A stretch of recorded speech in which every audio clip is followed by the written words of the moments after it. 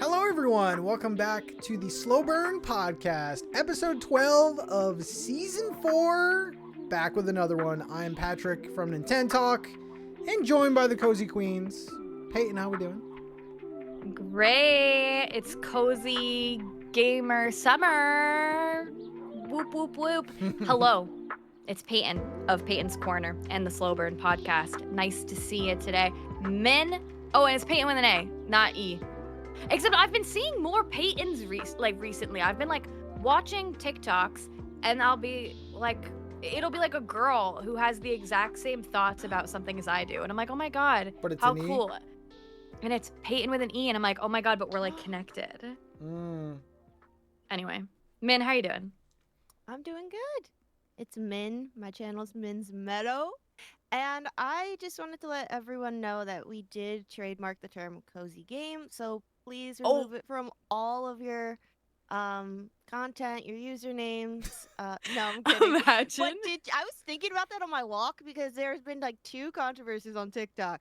One of them was somebody actually trademarked Hot Girl Read. I saw and then this. Somebody Hot girl what? trademarked, I don't know if this was a joke, but Hot Girl Walk. And I'm like, what if someone trademarked a cozy game? Yeah. Anyway, it's a joke. I'm just kidding.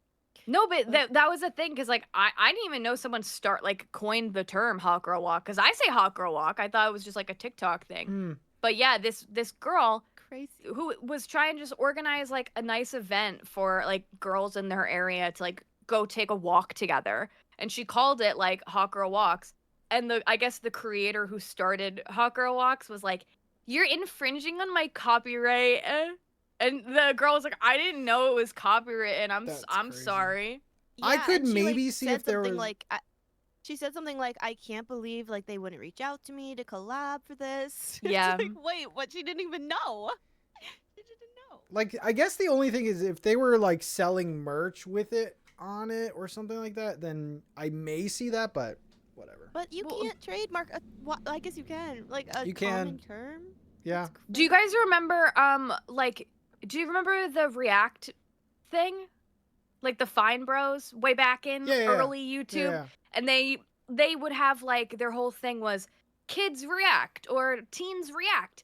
And then they tried to trademark the term react so that no one else could have, a React channel. And it was a big controversy, and they immediately were like, we're not going to do it. Okay, Kidding. just kidding. Kidding. Yeah. Well, okay, so someone Crazy. filed the term. Someone could. Wow. Okay, so if someone does copyright cozy games, we got to come up with a backup title just in case. Well, Slow our Burn, podcast a doesn't have... game It's a cozy game podcast. Yeah, but what if we can't say cozy It game can't be. anymore? It's got to be a casual game podcast. A Whatever. comfy game podcast. A comfy game. A I cozy dare with you an out S there. podcast. We're comfy gamers. Yeah. Cozy game with an S podcast. Well, for now, we have a good cozy game show for you. We're going to be covering some news, including the first trailer for, I wouldn't say a very anticipated game, but an interesting one that's coming out this year. We have speculation about Pokopia. We're going to be hearing from you guys about if you play demos or not. Witchbrook speaks out. Holy crap, it's been a while. And then emails. So a very good show. If you would like to support the show, you can over on patreon.com/slowburncast. You can get a catalog and future content for all of our extra stuff for as little as $5 a month. There's higher tiers that give you even more stuff. We do after shows after every episode. We do unedited episodes that add in 30 minutes, 40 minutes of so much stuff. And you can join for free to vote on the polls, talk in the discussions every Friday. We have a new one for you over there. So check it out. It is a happening place. We also have Discord. So come chat with us. That was great, Pat. Not awkward at all. I thought you did great, but I don't have an awkward radar sometime. Yeah. I don't know. Yeah. Me either. So yeah, that's all the stuff. Let's get going. Because we are talking about Min's favorite topic, modern Harvest Moon games. We're so excited about that. So this My one is favorite. kind of interesting. This is Is it? Because I feel like I've seen this film before. We're on this show. You tell us about some Harvest Moon bullshit. Damn. And every time Min is like, I hate it. And I'm just like, eh. Well, I was teasing Min about that, And but Peyton's like, I don't care. I feel like Winds of Anthos generally was like a 7 out of 10 for a lot of people. Like people I liked those liked it. tigers. Yeah, but it wasn't like amazing. Now, the reason why I say interesting about this, and this is the upcoming. Thank you, Peyton. She's raising her hand. Oh, Yeah, Peyton chose me to talk. I did. So I'm just teasing. So what would this be? 7 out of 10 as well, since it's the same exact thing, copy paste thrown in, or? well, that's what we're gonna react to. The reason why it's interesting is because they announced it months ago without a trailer. That's weird. Oh. Oh, okay. Didn't they post like screenshots? They posted a few screenshots, and they posted. This is Harvest Moon Echoes of Teradea. That's what I'm calling it. Teradea. Why does everything have to be an echo? I don't know. Can they start like putting in the like parentheses behind the difficult words and names in games, like how to say it? Because I just Teradea. can't pronounce Teradea. stuff anymore. I Well, I'm like calling it Teradea. I don't know. Echoes of the Plum Grove, Echoes of Wisdom, Echoes of Teradea. Well, it's coming No out more. in It's September. because it's the same thing that they're echoing into the next game. Winds of Anthos. Yeah. So this is coming out. They finally dropped the trailer, and I guess we're just gonna react to the trailer. And we'll Alright, put it let on us- I like the character's it. ponytail is very cute. Yeah, that first character they show is quite cute. Very cute. I just like, I can't believe, I don't know. I wonder if the split never happened, because I'm looking at the very first thing that we see in this trailer is the logo, Harvest Moon. I wonder if there never was a split between Marvelous and Harvest Moon, if they would have updated this logo. I don't know, because Like, there just is a little bit, like smooth it out, like yeah, it that's still true. has like the literal like like around the sign. I Yeah. don't know. There are don't know. wolves in this game. Yeah, it And says a character is playing a harmonica at one point. farm, explore, and discover. Embark on an unforgettable journey in the enchanting world of Teradea, where peaceful farm life meets thrilling adventure. Raised in the quiet comfort of Bloomfield Village, your life is about to change forever. A mysterious mist creeps from the forest of echoes. Wild beasts roam under the cover of nights, and strange disasters threaten villages across the land. So they just highlight a few things. Explore a vast living landscape filled with caves, islands, towns. Build your farm, friendships, find love. There's the Harvest Goddess coming back. Doc Jr. is coming back. Guardian Spirits. Who's Hank? Where does it say Hank? I don't know. 50 The seconds. dog at the end is literally my dog, too. 50, put my okay, dog in the 48 game. seconds. Oh, I Hank. like him. I don't know. Is he the hottie on the horse? Yeah. Yeah. he's pretty Romance good, and he's pretty good. relationships, animal companion system, campsite and travel system, expanded player movement. You can now jump, climb ladders, and scale vines to reach inaccessible areas. Power statue, mini challenges. I gotta be honest, I don't hate the way this looks. Like it looks like Winds of No. Anthos. This is my issue with this. I need someone to play this game and play Winds of Anthos. And the other one, what's the other one? Home Sweet Home? Home Sweet Home. Yeah. I need a Venn diagram. Please show what. Okay, We 'cause, gotta like, get this Josh looks. on the show for that. Oh my god, he that would would be so know. great. Because yeah, looking at this, I'm not mad at it. Like it looks fine. It looks good. I don't know what is different about this than the other games. Other than the jumping is a big deal. That is something that was very annoying in Winds of Anthos. So like I'm not mad at this for existing. Like it's just like I don't know, it just kind of feels like we're doing the same thing over and over again to me. I struggle to see like what makes it different. I guess, maybe not everyone needs something to be different. Like, if this is your first game, then cool. Like, I'm sure you wouldn't be as upset by it. But I don't know. Just as, like, someone who has played some of their games now, it just doesn't feel like you have to buy the next one. Yeah, I think with Winds of Anthos, and, like, they invited a few of us to do, like, a preview event and stuff. And, like, I think the appeal of Winds of Anthos was, oh my god, it's like a farm sim, but it has a huge open world. That was the appeal of it. Like, I recently started playing Tears of the Kingdom, and it's nice to be in an open world again, because I've been playing so many smaller games. The thing about Winds of Anthos, though, the open world sucked. It was boring.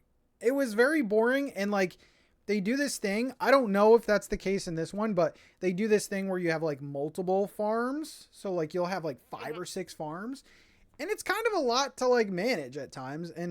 But that was the main thing, is, like, the open world sucked. You weren't able to, like, climb little hills. Like, you had to walk all the way around to get the right path. And, like, so that kind of fell flat for me. I mean, it looks fine, and I'm glad they're, like, adding in traverse options and stuff. I just feel like 4 games from now we might get, like, a really good Harvest Moon. But, like, it's like baby steps. I don't know. It just looks the same. The characters look the same to me too. Maybe they're, like, all new NPCs, but I feel like I recognize some of them as well. So that's, like, another thing. Yeah. I'm gonna say, okay, so I have been very stubborn about even trying these, so I can't say much. But I just looked up the Winds of Anthos trailer, and I do think that I see improvements, and I do think that this new trailer is definitely a huge step in the right direction. Like, even looking at the different NPCs they have in the game, like, I don't know if they're in the other games, but, like, some of them look pretty unique, and they have cooler designs. Like, I was like, oh, Hank actually looks cool. There's, like, this blue-haired dude that looks pretty cute. I don't know if he's in the others. And I feel like also looking at the characters, and you don't see a lot of them, I don't think so, like, a lot of them close up talking dialogue in this trailer as much as you do in Winds of Anthos, so that might look kind of the same, where they kind of look like this big-eyed, like, I don't know, same looking character as always. But I'm hoping that if that's improved, I think that's a big deal, if that makes any sense. But all that said, I feel like it does look improved, and maybe that's what, like, they need to do, and what Pat is getting at is that there are just things that, like, weren't quite there with their other game. So okay, here's another game, it's kind of the same, but we're gonna make it better until we get the right thing. I don't know how I feel about that, because, like, yeah, I don't know how long they can do that. I think some people will buy any farming game like this, but, like, I don't know. I'm just a little bit mixed on it, but I'm also leaning towards, like, maybe I will try it. I don't know. Oh, we got her. Try it. Did you see that they put my dog at the end? Yeah. On the ending screen? Oh, That's my dog. Oh. It looks. Can you spot the difference? Look at this. Look at this, and then look at him. Just like. This is my dog. Furry scarf looking thing. Yeah, they put my dog in the game. Okay, wait, this is great, man. I'm so excited. Wow. I don't know. And everyone that's to play clowning it, this though. game, because I saw a few people being like, "What is this?" Like, this is on par with Pokemon. I'm not even trying to be a, like, jokester. What do you mean? Graphically. Why are the comments turned off on this Comments trailer? are turned off. Yeah. Because Okay, I don't that think it looks bad. I just think it looks like the similar type of game. I liked Winds of Anthos. Like, I caught those tigers. I caught those bears. It was fine. I liked it. Yeah. I mean, I'll try it. I've been pretty generous trying all their games. It's nice to have something a little bit different too. Like, this is not a lot of farm games are doing open world. I think the character, this matters to me a lot, but I think the character customization is gonna look a bit better, because at like 47 seconds, I'm looking at it, and I feel like that character with the blonde hair is probably your character. Yeah. And that doesn't look too much the same as where Yeah. I look at the Winds of Anthos trailer and I look at the Home Sweet Home trailer, and like they were just all the same girl and boy option that they had. I know will what I say mean? that their character customization options have been pretty trash. So That's maybe they bothers me because I feel like they have good NPCs that have like cool hairstyles and cool stuff. Like they could Yeah. just Yeah. use those assets at least. like they're pretty limiting, but I don't know. I mean, this is definitely one to like look out for. I'm not saying like go buy it, but there is a Switch 1 and Switch 2 version, September 24th. It's coming out for Xbox, PS5, Steam. So could be. I mean, it's nice to get a trailer. I don't know why they were so scared to like release this trailer or waited so long, because Maybe it just wasn't in good shape before. yeah, I don't know. But let us know if you're. Some people are just like, no, not. Some people are like, it's a hard no. But I don't know. Maybe reviews will come out and it's like, maybe pushed in that right direction. So we shall I need see. the Venn diagram of why it's different, and then if I'm convinced by the Venn diagram, then I'll get it. I mean, it seems like traversal has improved, and like, I don't know. The jumping alone is good. Yeah. I don't And know. the wolves and the stars look cool. Yeah. I don't know. So. I'm excited. I'm excited to watch Min play a Harvest Moon game. Oh, me too. I can't might wait. play it. yeah. September? I don't know. That's a busy month. It though. is a very busy month. Yeah. We'll see. Our next topic is not confirmed. Okay, I just want to like put that out there. This is more so speculation because we have some various retailers have posted an image for the Pokopia expansion pass. But the interesting thing why we're talking about it, maybe we'll put this on the screen, sorry, Min, in the future. They showcased new artwork for future packs. And basically they put out like a little thing and it's like split in half. You have the first wave, which we know about. And they also have the second wave on the other side of the graphic. And it's this cute little pink graphic. And there's a new Pokemon Snubble, that little pink thing. And Aww. we have Pikachu and you have your character. But the interesting thing is that the Pokemon and yourself, they have little accessories on. And the thought here, we don't know anything about Wave 2 still. But the thought here is maybe Wave 2 will introduce like the ability to, give your Pokemon accessories and, make them your own a little bit more. So let's go to our everything pink and cute correspondent. Min is on the scene. Min, what do you think about this? Hello, Patrick. I am so excited about this news. No, seriously. Oh my gosh. They have Pikachu in what looks like angel wings and like a nurse hat. I don't know what that is, but it's so cute and I love it. And then there's a bow tie. And there's like these Hawaiian flowers. I would love this because it does personalize your game even more and your little town. If you have a theme, you can kind of dress them up to the theme. And it's kind of giving the way that in the new Animal Crossing update, you can use your hotel to dress up your visitors how you want. It's giving that vibe a little bit to me. Like that's what I'm envisioning when I'm seeing them walking around in like the town you've built. Like them kind of in this outfit you've customized for them, if that makes sense. So, what do you think about it, Peyton? Dress up game and little Pokemon?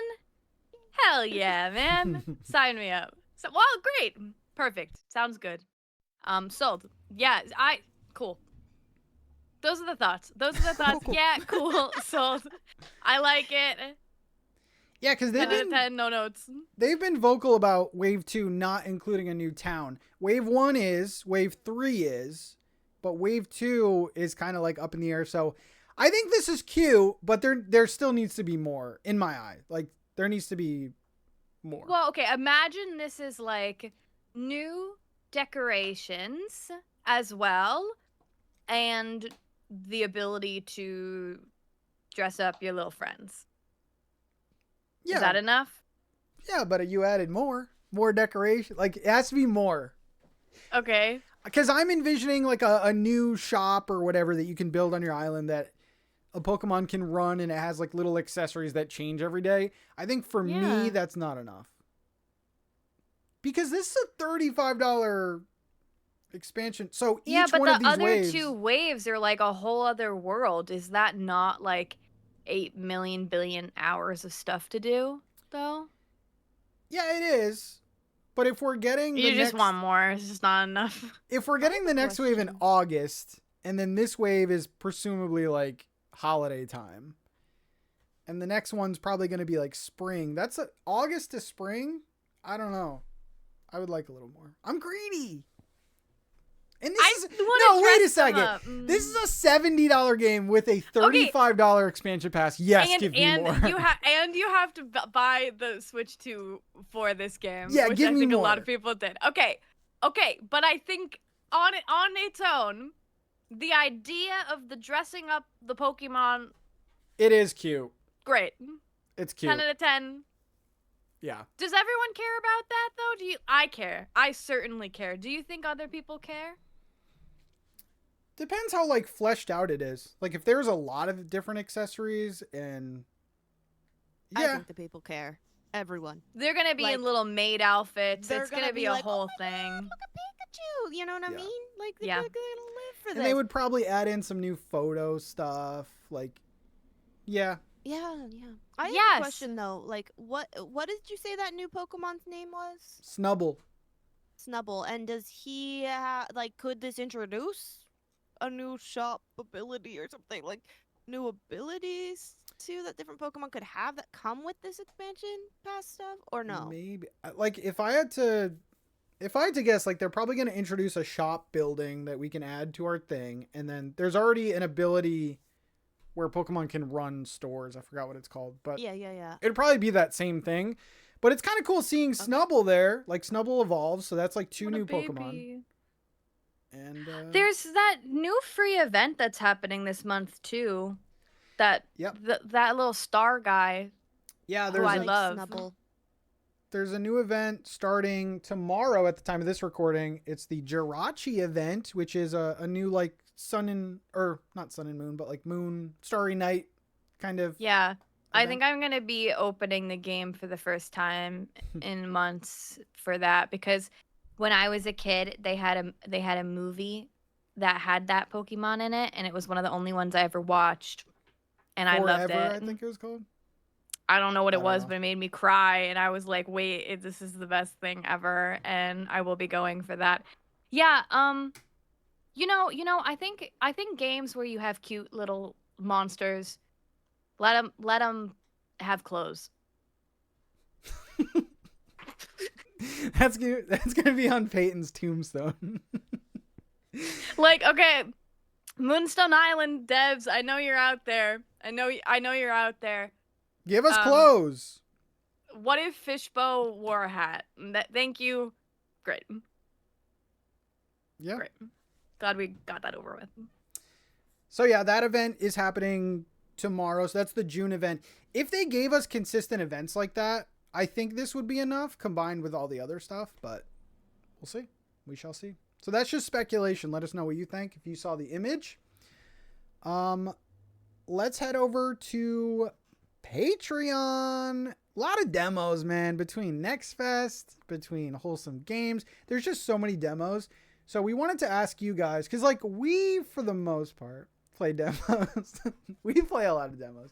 What does that mean? Most of us here. What does that mean? 2/3 of us here play demos. I used to play demos. No. More than you, Patrick. No, you used to play way more.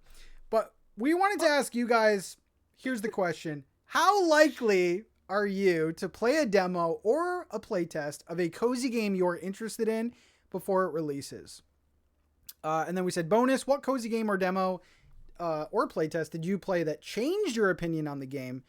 So, like, I don't know. This question kind of seems like it would be 100%, right? But it's definitely not. So, the people that said very likely, like, yeah, I'm going to play it. If I'm interested, I'm going to play it. Only 26%. That's pretty low. The people that said sometimes, not always, are 53%. And then 21% said never. I wait for reviews or the release of the game. Peyton, talk to me. I love a demo so much. You want to know why? You don't have to spend your money. It's true. Well, you know what I don't want to do? Swipe my little credit card. I don't really feel like it. Blindly. Yeah, I don't want to do it. No, I totally get why maybe some people don't love a demo. I love a demo. I think it's a great opportunity to kind of get a feel for the game. But yeah, they can kind of make or break the experience. Like sometimes you do kind of just want to wait until it's all like fleshed out, because if the demo is in bad shape and it's a game you're like super, super excited about, then it kind of ruins the vibe a little bit. And not that you won't like give it another chance upon full release, but at least for me, if I play a game demo and it's like not the greatest ever, it's like knocked down on my list of like when it comes out. I'm like, oh, I don't feel like I'm running to have to play that now.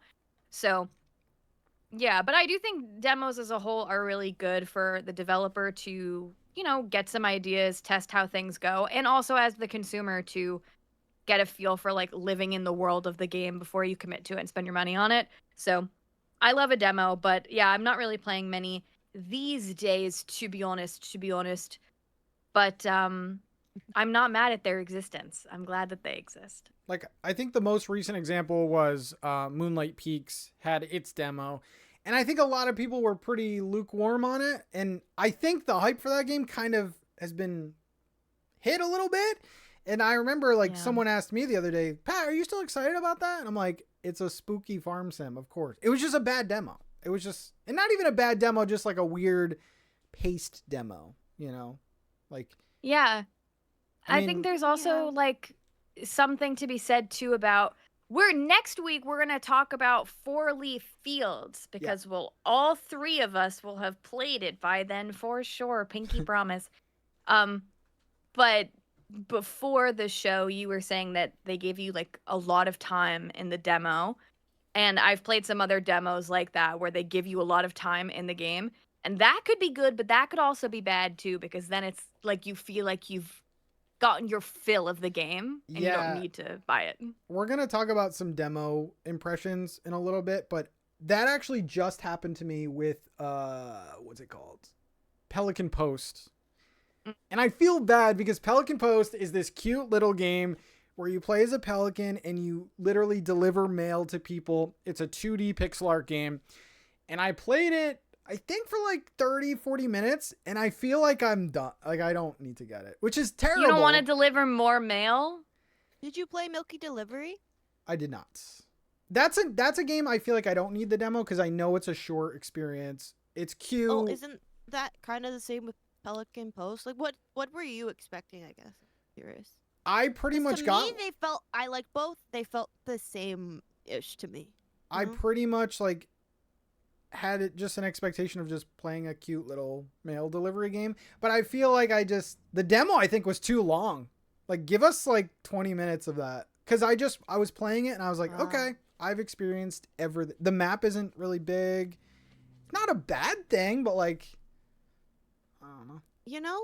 There was this game that came out like a couple years ago, and I remember it was like on this round earth thing where it like goes like, I don't know how to explain it, but you keep just gonna go this way. Yeah. And the days like go by, and that's kind of the vibe it gave me. You're like on this hill, kind of going back and forth, and the I don't know what I'm trying to say, but I also played that one, and I thought it was really cute for what it was, but I get what you're saying. Like, it didn't really have a ton going on. The dialogue was cute, but... I feel like that's not the kind of game, like, now I'm thinking about, like, the type of game I would play a demo for. It was a weird game to demo. I feel like I don't know that I would run toward, even though, like, I think the game looks really cute. Ones like that are, like, shorter games... maybe like a little bit more narrative based, less open. I don't know if I'm as likely to demo. I think like I like demoing, like I've like demoed like deck builders and other things like that where it's like, okay, there'll be more like power-ups and things later on, or like Yeah. farming sims, like, oh, this area is closed off for now. But something that's like short in narrative, that can be tricky for a demo, I think. Like I Because always then skip Yeah. cutscenes. you and feel like you stuff. get your fix. Yeah. I feel like it brings up a whole different question of like, how long do you play a demo? Do you complete the demo? I rarely ever do. I play it till I get like that vibe of it, and then I'm like, all right, next. Yeah. I did complete the And I 4 Leaf felt like I Fields didn't demo, complete it. but we'll talk about that next week. But they basically give you 14 days in that demo. I made Pat wait till next week till I play it. And You're I'm playing gonna it play it soon. too. I'll play I'm it too, playing so it'll be fine. I'll Yeah. be able to contribute to the conversation. It took me about 2.5 hours to do all, but I could have ended earlier, but I wanted to see everything. So, Min, what did you vote for? Which side are you? Oh in? yes. I am in the middle, sometimes not always, Yeah. but like typically I'll play demos during Steam Next Fest, anything like I'm interested in. And it does really change my opinion of the games often. Like, for example, you asked what Cozy Gamer demo changed your opinion on the game. I already spoke about this on the podcast, but I did kind of feel my hype level go down a lot for Wish Upon a Llama, and I'm very sad about that. Mm, You know, and that has happened to me with a lot of demos, and what I end up doing is I'm like, well, it's just the demo. Let me go and get the full game and play it, and then I'm like, oh, I feel the same way. So I think that now when I play a demo, if I wasn't vibing with it all the way, but I still really was anticipating the game, I kind of wait to see what other people start to say and what the reviews start to say before I pick it up myself and spend Yeah. more time on it. And because I don't want to not like a game. I don't want to talk about a game that I don't like if I don't have to. So I'd rather just wait Yeah. to see. yeah, we'll talk about some impressions. My opinion definitely changed on a couple games. But yeah, I'm kind of with the majority here. Sometimes certain games I don't think need demos. I think it was just I was doing a stream and I was just like, oh, there's another demo we could do. But yeah, a game like Pelican Post, it's pretty much it is what it is. Like I usually do demos to test out the combat or like see how the farming is or see the game in action. So Yeah. Let's read some comments. Let's see. Let's go with Maggie here. I love that demos exist, but I don't play them super often. If I do, it's only for 10 to 15 minutes. I don't want spoilers and don't want to repeat everything when the game comes out because most don't seem to transfer to the full build. I also think a lot of demos are poorly done. I don't want a big intro and a bunch of cutscenes. I just want a taste of gameplay. Too many devs treat their demos like extended trailers instead of actual demonstrations of their game. If I do play, those 10 to 15 minutes are just to get a feel of controls, movement, smoothness, and vibe. I just want a taste, and I'll let reviews do the rest.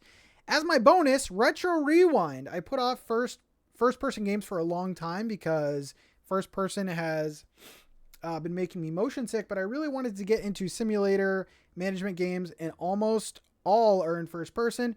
Retro Rewind gave me the chance to see that my motion sickness has actually improved a lot and is no longer a big problem. And it was the gateway for being able to try a lot of new games I wouldn't have tried before that demo. Yeah, that game I've been wanting to play so bad. You literally It's like it's Blockbuster. yeah, you own like a video rental store and it's just like a simulator. I love it.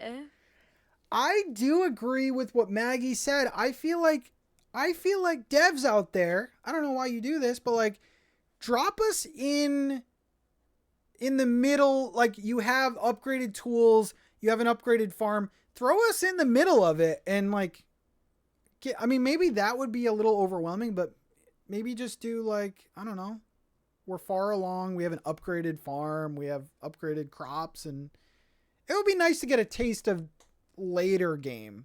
Because yeah, I'll be talking about a game that, well, I think we both played it, but Farming Camp.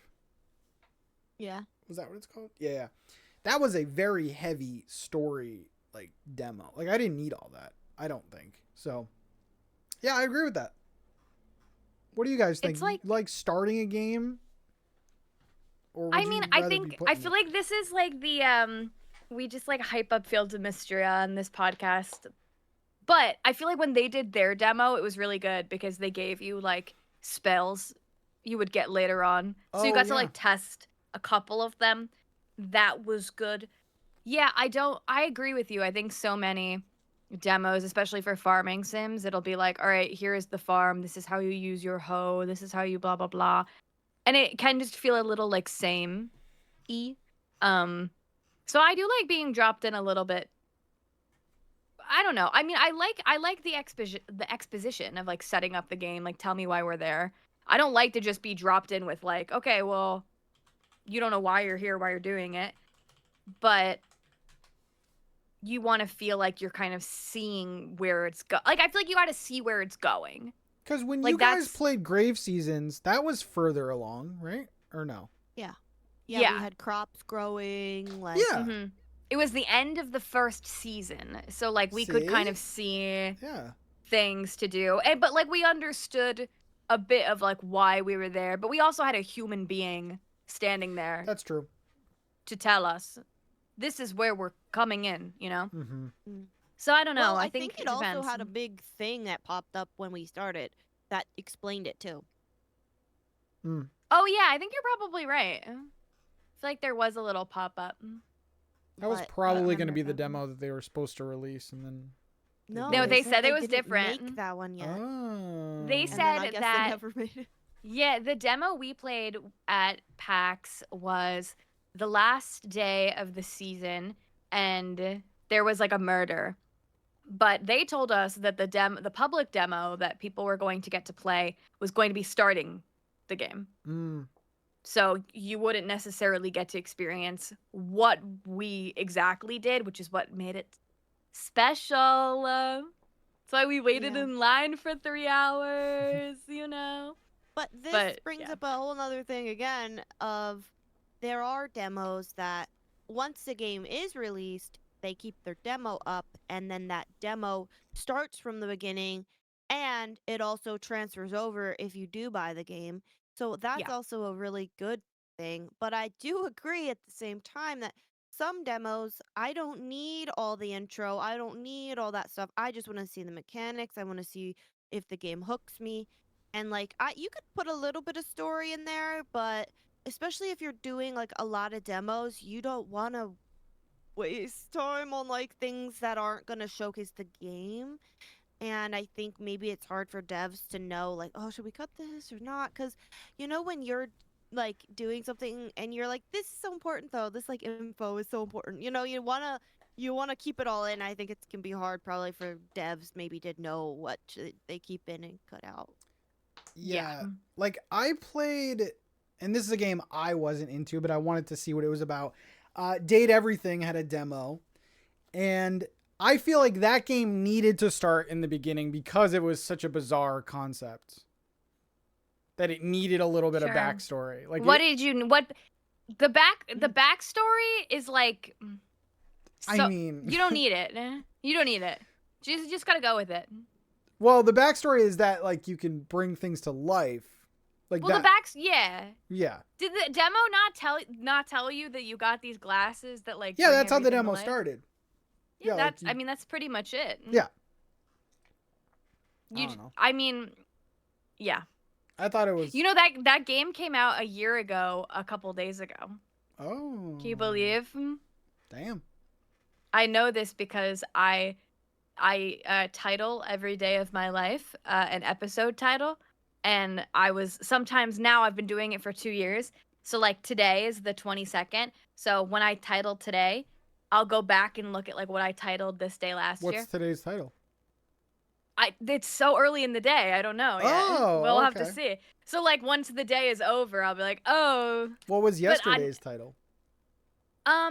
Yesterday I forgot to title, so I'll have to title it today, which is usually what I do. Like sometimes I like do the past 3 days. But anyway, like I'll look at like this day last year, And I did that a couple days ago, and I titled the day "Date Everything" Oh. because it was like the biggest impact of my day.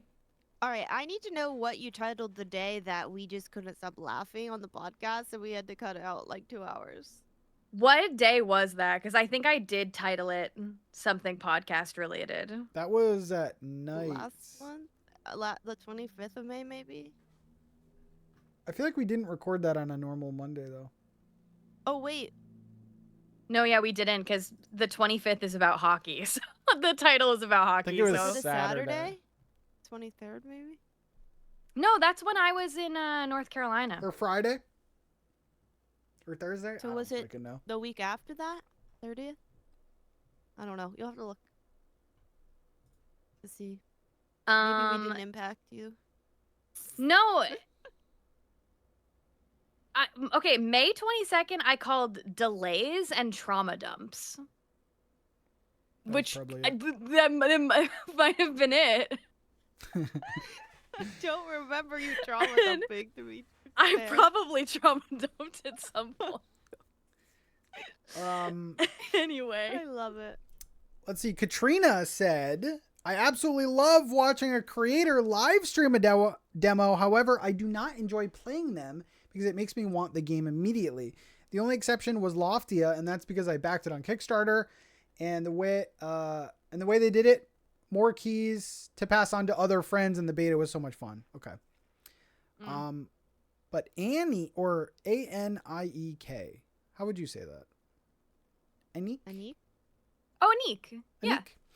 Aniek? This is an interesting perspective. As a Switch only player, I really only play demos when the game is out, and I want to see if I like it. I don't feel like there are often demos on Switch for games that have not released yet, not that I've come across. I mean, Moonlight Peaks, you could try it out.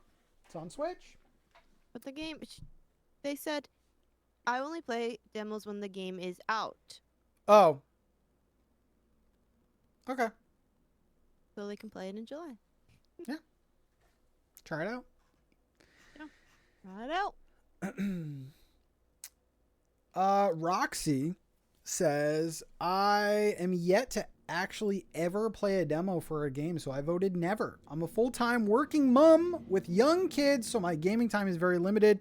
I'd rather spend the time I do have playing something that's already released that I know I enjoy. I think I would have... it would have to be a game I'm really interested in to convince me to try the demo, but even then, I think I would still wait for full release. If it's a bad demo, it would put me off, and if it's a good one, it would be very hard to be patient and wait for the game. I do like watching streamers play demos as it helps me get a feel for a game without having to commit the time to playing. Yeah, I think there is a lot of people out there that are just like, I'll wait for reviews. I'm good. And it is kind of a tease too. Sometimes you play games and you're like, oh my god, this is not coming out. Like 4 Leaf Fields, when is that coming out?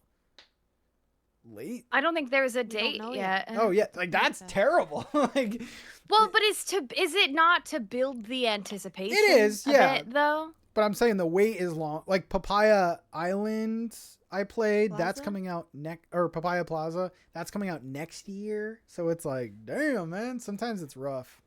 Well, okay, but we've also said too, because there have been a bunch of Next Fests where when we've done Smash or Pass in the past, a demo will be coming out, but the game will be releasing next month. That's and true. all 3 of us will be like, well, why will I play the demo? The game is coming out next month. So what do you think is the optimal time? Like, yeah, this is good. Like a couple months? Yeah, I guess. Unless it's like, if it's like a highly anticipated huge game, like, let's manifest a world this would never happen. But if there was like a Haunted Chocolatier demo, but Concerned Dave's like, game's not coming out for 2 years, babe, but here's a demo right now, we all would play it. Yeah, that would just be more noise. I know it's not realistic, but that would just be so much noise for him to get But people's 2 opinions. that would years is never too happen. long. I feel like a good length is like the season before. So like if a game was coming out in fall and you have a summer demo, that's nice. Not too long. Something to look forward to. I don't know. Yeah, but okay, so what if it's like a Halloween game and it's coming out in Halloween is such a October. bad example. That's like my only exception. I will literally. And it's coming out in October. Will you play the demo in summer? I'll probably wait. Probably wait a little Yeah. bit. Yeah. Gotcha. Wow, we couldn't have guessed that. Man is so done with me. Just teasing. Well, thank you for commenting on our Patreon. Go check out the Patreon for all the other comments. And remember, every Friday we will have either a poll or a discussion. And we might read it on the show. So, oh no, we got some more demo impressions. Yeah, wait, I was going to say, this segment didn't even happen. Tell me about these demos you played. Demo impressions. Four Leaf Fields, not going to Just talk kidding, about. guys. You're Roll really, it back. I was going to say something Well, I have a inappropriate. whole list. You're really teasing them with this Four Leaf Fields Well, I feel like that's content. like the biggest game that I know people he's are looking mad at forward me. to. I'm really Okay, well, pissed. we'll talk about No, I'm kidding. It'll be such a okay. What are we gonna talk about next? Oh no, next week we're gonna smash it past July. But we'll still have time. Next week's show is gonna be great. I Leave can this run episode away now and and hide just while kidding. you talk about it. No, because I no. want to play it. No, too. yeah, I would rather have us all. Because, like, I might bring up something and then you might say, Yeah, well, I unfortunately, like I that. already know what you think of it though, because you're very great at hiding. I didn't say anything. Okay, we're skipping that one. You little goob. Pelican Post, I did talk about. I feel like I don't need to buy it now. It sounds so bad, but, like, it's Did just you call him Goop or Goob? Goob. gooba. Like Okay. a goober. Goofy Got goober. it. Sorry. But if you like a cute little narrative mail delivery game, cute characters, cute world, go check it out. It's very one note though. Just keep that in mind. Pelican Post. Pelican Post, yeah. Yeah, I played it too. I thought it was very cute though. Do you feel the same way? Like, I didn't mind that one at all. I thought didn't showed mind it either. I'm exactly, just what like- the game was. yeah. It's a short and sweet kind of game where you're delivering packages to cute little animals, and you kind of have to figure out which house they live in, and like their hermit crab struggles with agoraphobia, and they don't want to leave their house. Like, it was kind of cute. It was cute. Baby. The librarian. Remember when I said that I didn't? Yeah. Remember when I was like, I don't really care for these mail delivery games, and then I was like, wait, actually, all of them look cute. Yeah. The little dude with agoraphobia, I just the thought of that, I want to give him a hug if he'll allow it. One of the games I was very impressed with, they actually gave me a code for like an extended version of the demo. Apparently people were saying it What? was very short, but Lose Lagoon. Oh, I really What liked did that. you think? Because I talked about that one, and I didn't want to play it again ever again. So people So were what did you like? people were saying that the public demo is about 20 minutes, which is very short. Like you like do some Okay. things on your island, you fly to another island and then it ends. I had a little bit more to do. So, I mean, I thought it was fine. Is there farming? Like, it just kind of seems like a 3D platformer crafting I game. don't think so. Yeah. I love the way it looks.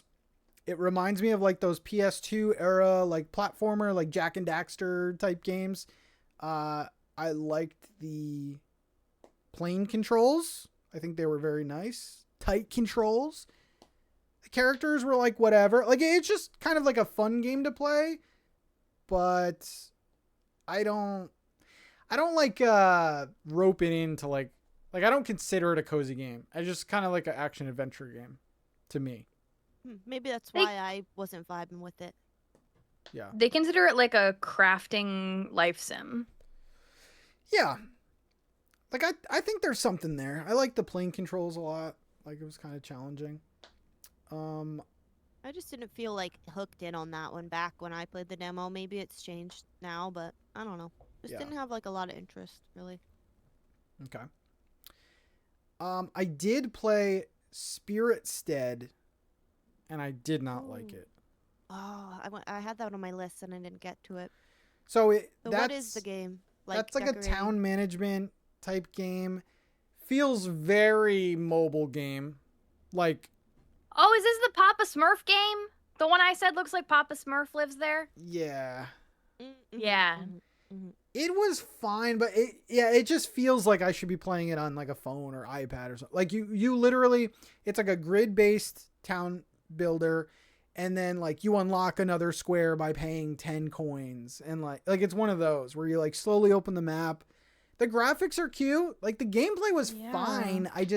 There's so many town builders that are out and coming out that I just feel like this one's, for me, gonna get lost in the shuffle. But there's pumpkins. There is a pumpkin guy. I didn't see him, but Oh, maybe if you saw him, you would have liked it better. I think so. I think so too.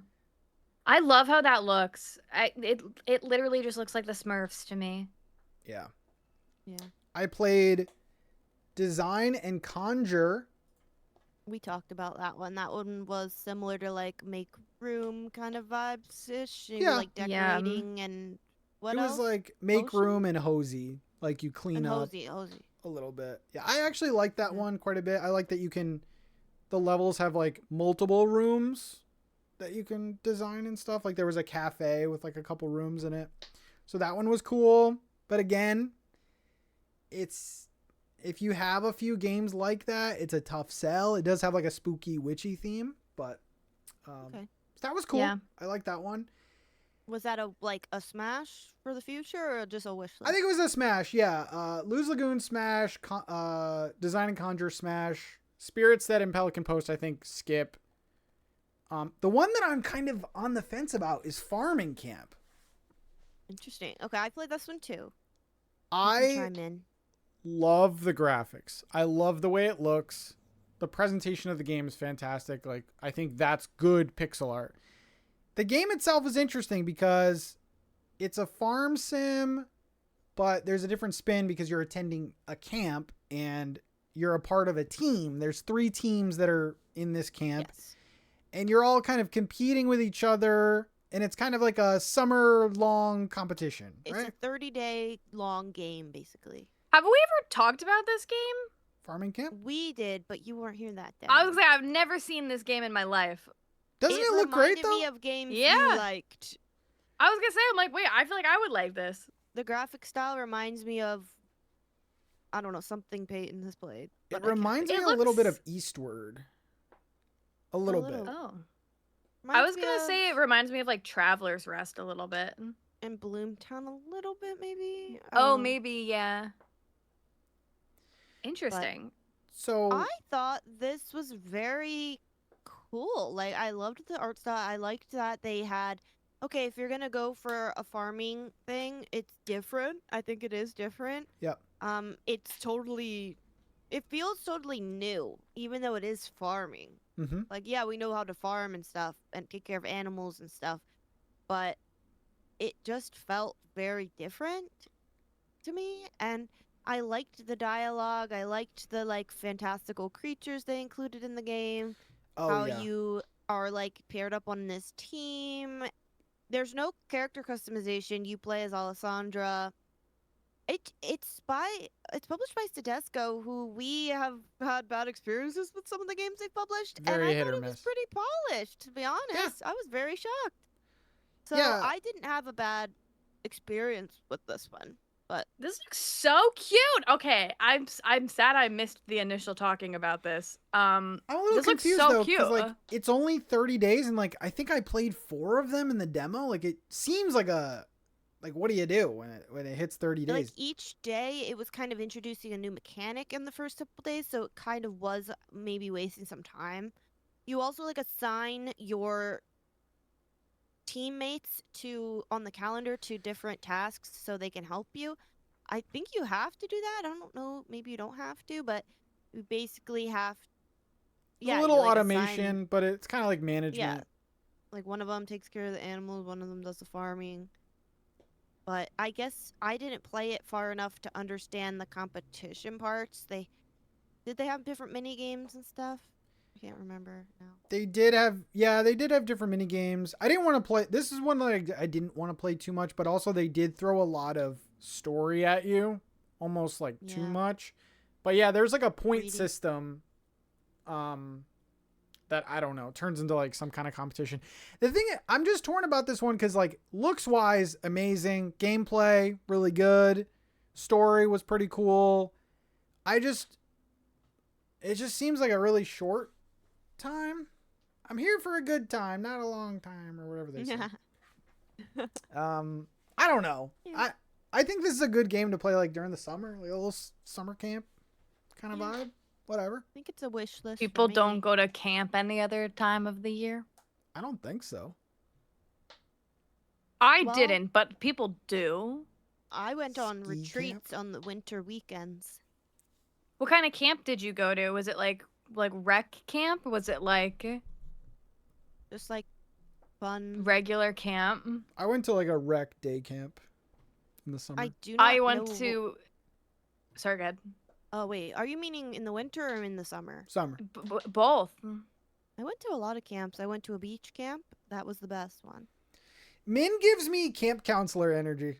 I don't know why. I mean, I did do camp counselor stuff, but never for like See? actual away camps because Right. I Oh, yeah, don't like that. But like I did it for like through the church, and I did like this one camp. It was like a day camp, but for teens, kind of, where they Mhm. would take them to like Hershey Park, or they take them to like different places, and they, like laser tag one day, this crazy bowling place one day. And that was really fun. I feel like It's you really could make a mean friendship bracelet. Oh yeah. I can Oh, see I this can. vibe from you. Oh yeah, when we were looking through the garage. I found all my strings from when I did that. Yeah. Hell yeah. hmm I went Oh, to yeah. theater camp. But yeah, this one was a wish list for me, like the farming camp. Yeah, I'm definitely torn. Like it's coming out for consoles. I think there's even going to be a physical version. I don't know. It's just when I think of farming sims, I think of like multiple years, seasons, and this is kind of that changes all that. So I don't know. It's interesting, but yeah, I'm intrigued. didn't hate it, didn't love it, but you know that's farming But camp. I was impressed with it. I was. Yeah. What else did you play? I think that's it. 1, 2, 3, 4, 5, 6. Yeah, that was 6. And he played All right. Four Leaf Fields, but And we're not Four going Leaf to talk Fields. about it until next week. No, I'm just kidding. Which I will not I- say was the highlight or low light. Whoa! I played Pelican Post as well. That one, I think a wish list. Same with farming camp wish list. But those were they were great for me. I thought they were like polished. I thought they were cute. Kind of fit what I expected of them. Although farming camp, I will say surprised me a bit just because I wasn't expecting it to be like so polished. I thought it was. I also played Froggy Brews, which we saw in the Wholesome Direct. So I had been wanting to play. I thought the art style was really cute. It started with this like cute little story, but right off the bat, I've had problems like with guidance. Like I needed to click on the coffee teacup on the countertop, and I was like, what am I supposed to do? Like I'm just thrown into this room, and I didn't have a clear like idea that I was supposed to click that. And then eventually I went around the counter and clicked it, and that's what I was supposed to do, but it wasn't clear to me. So that kind of threw me off at the start, and then it just didn't give a lot of guidance in the demo. Like this is what I would say is a bad demo. Yeah. Let me know if anybody has played it listening and like what you thought of it, because I was like, what is going on? Then you like go outside and forage things. I don't know. This one ended up being a pass for me. But Aw. yeah, the tea making part is cute though. It's like in Potion Permit when you like put the little squares in the boxes and all of that Yes, I kind did of like. Tetrisy thing. Yeah. So that was fun, but it shows you that, and then you just go outside and you're like gathering ingredients. I don't know.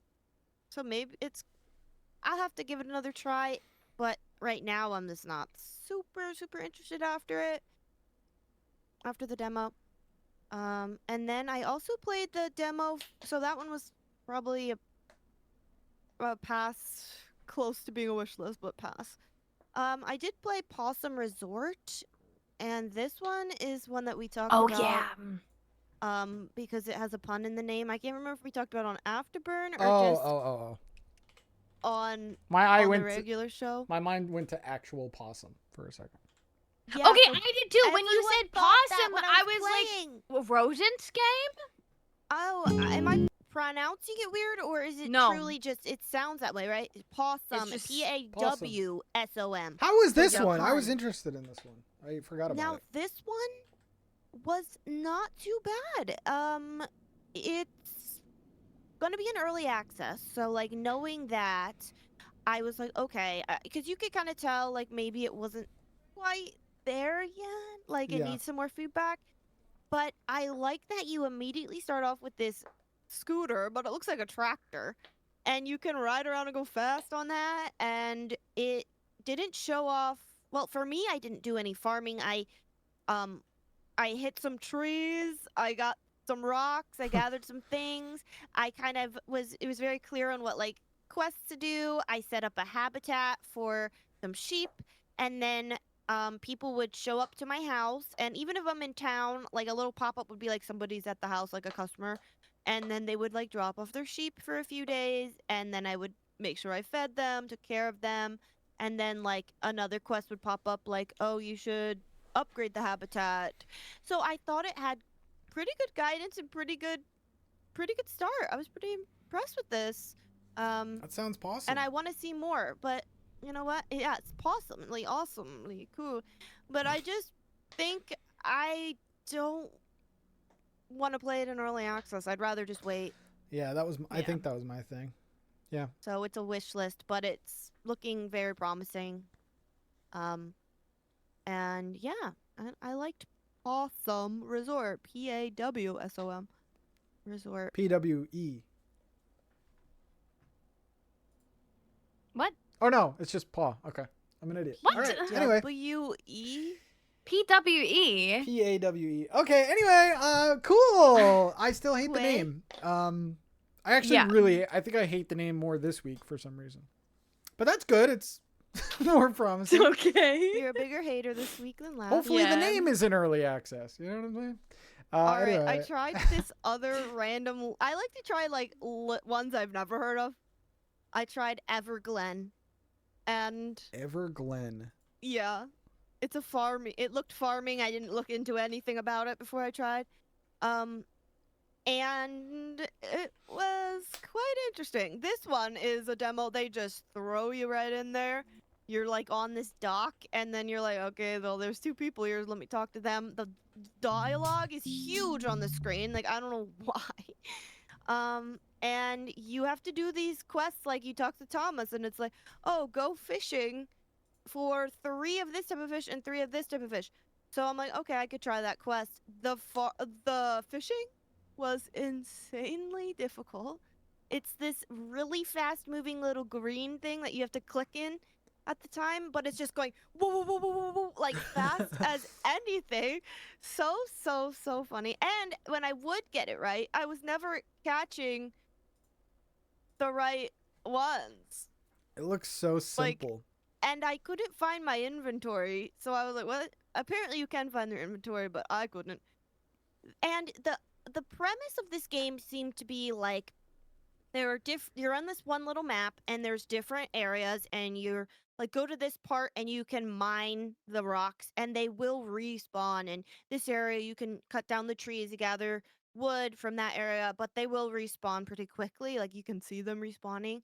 And like the fishing, you can do your fishing there. And like there's different kind of quarters of the map, like the different things are there, and you're just kind of going around and like fulfilling quests to the different NPCs. Didn't seem like there was really any story here. Didn't seem like there was really any, like, I don't know, thing going on. It seemed like they wanted to kind of do a Forager vibe, but it wasn't maybe implemented so great.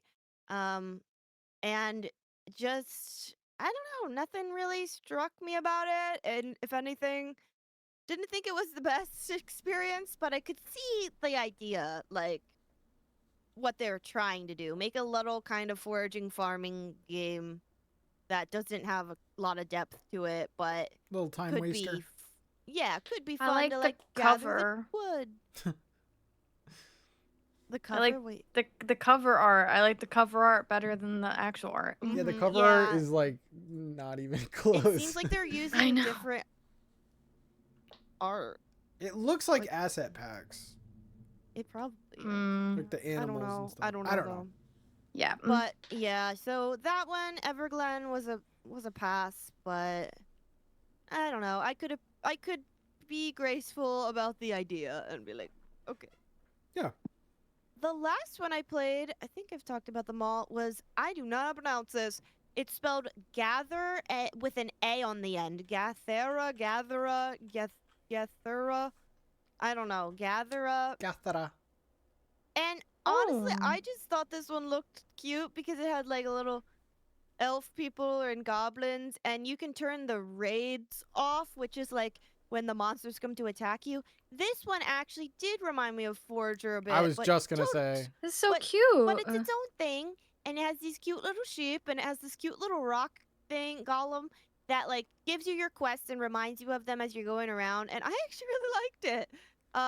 So you go around, you gather things, you figure out how to craft things, upgrade your tools, what you need, and that little rock dude like helps you out figuring out what you need to do next and on all of that. And I did let the goblins come at night and attack, and it was really funny because they were all in a big group. They're all chasing me so around. cute. They're so cute. So I thought this was actually kind of adorable. I think it might be in early access later. I like the premise of that. Yeah, I thought it was. Yeah, coming good soon to early idea. access. It kind of felt like it was what the last game wanted to be. Like Everglen wanted to be. The animations but and this like is way better. how everything is hit is literally Forager. Yeah, this one's coming to early access August 25th. And Oh, okay. I don't know that I'll play the early access. Maybe I would because it didn't feel like early access in the demo to me. I don't know. It just felt fun. It was fun. I liked it. Cool. And just felt chill, but also like gave you things to do. A lot of people were like, it's like giving Minecraft, but I don't like Minecraft. Because This the felt blocks. guided. It felt helpful. Yeah, because the blocks 'Cause and the the building blocks. and just being kind of thrown in there. And like at night, monsters come out and stuff. Yeah. Yeah, but you can Yeah. turn that off, so that's cool. So that was. How do you think that's pronounced? Gathera? Gathera. I would have Gathera? just said Gathera, I think. It Yeah. sounds weird to me. So Yeah. if you turn the monsters off, what's the driving force then? Just to have a cozy little time? Yeah, just maybe building. I don't know. I don't know if it would be. Yeah, it's just single player. I think it'd be fun with friends. Like Yeah. core keeper vibes. Mm-hmm. Because it is a little bit like there's nobody else but these goblins coming to attack you kind of thing. Yeah. So maybe they'll get feedback on that in early access. But that one was a smash for me, honestly. I think I'm all demoed out for the time being. I mean, I played like freaking 15 like demos or something like that. I It's a don't know. lot. Or like 12 or something. Yeah. Wow. Good for you though. Yeah. I didn't play any. And I'm sorry about that, but I've enjoyed learning about all of these games. You're gonna play one. I'm gonna play one The next play week test. for the show, and we play 4-Leaf Fields.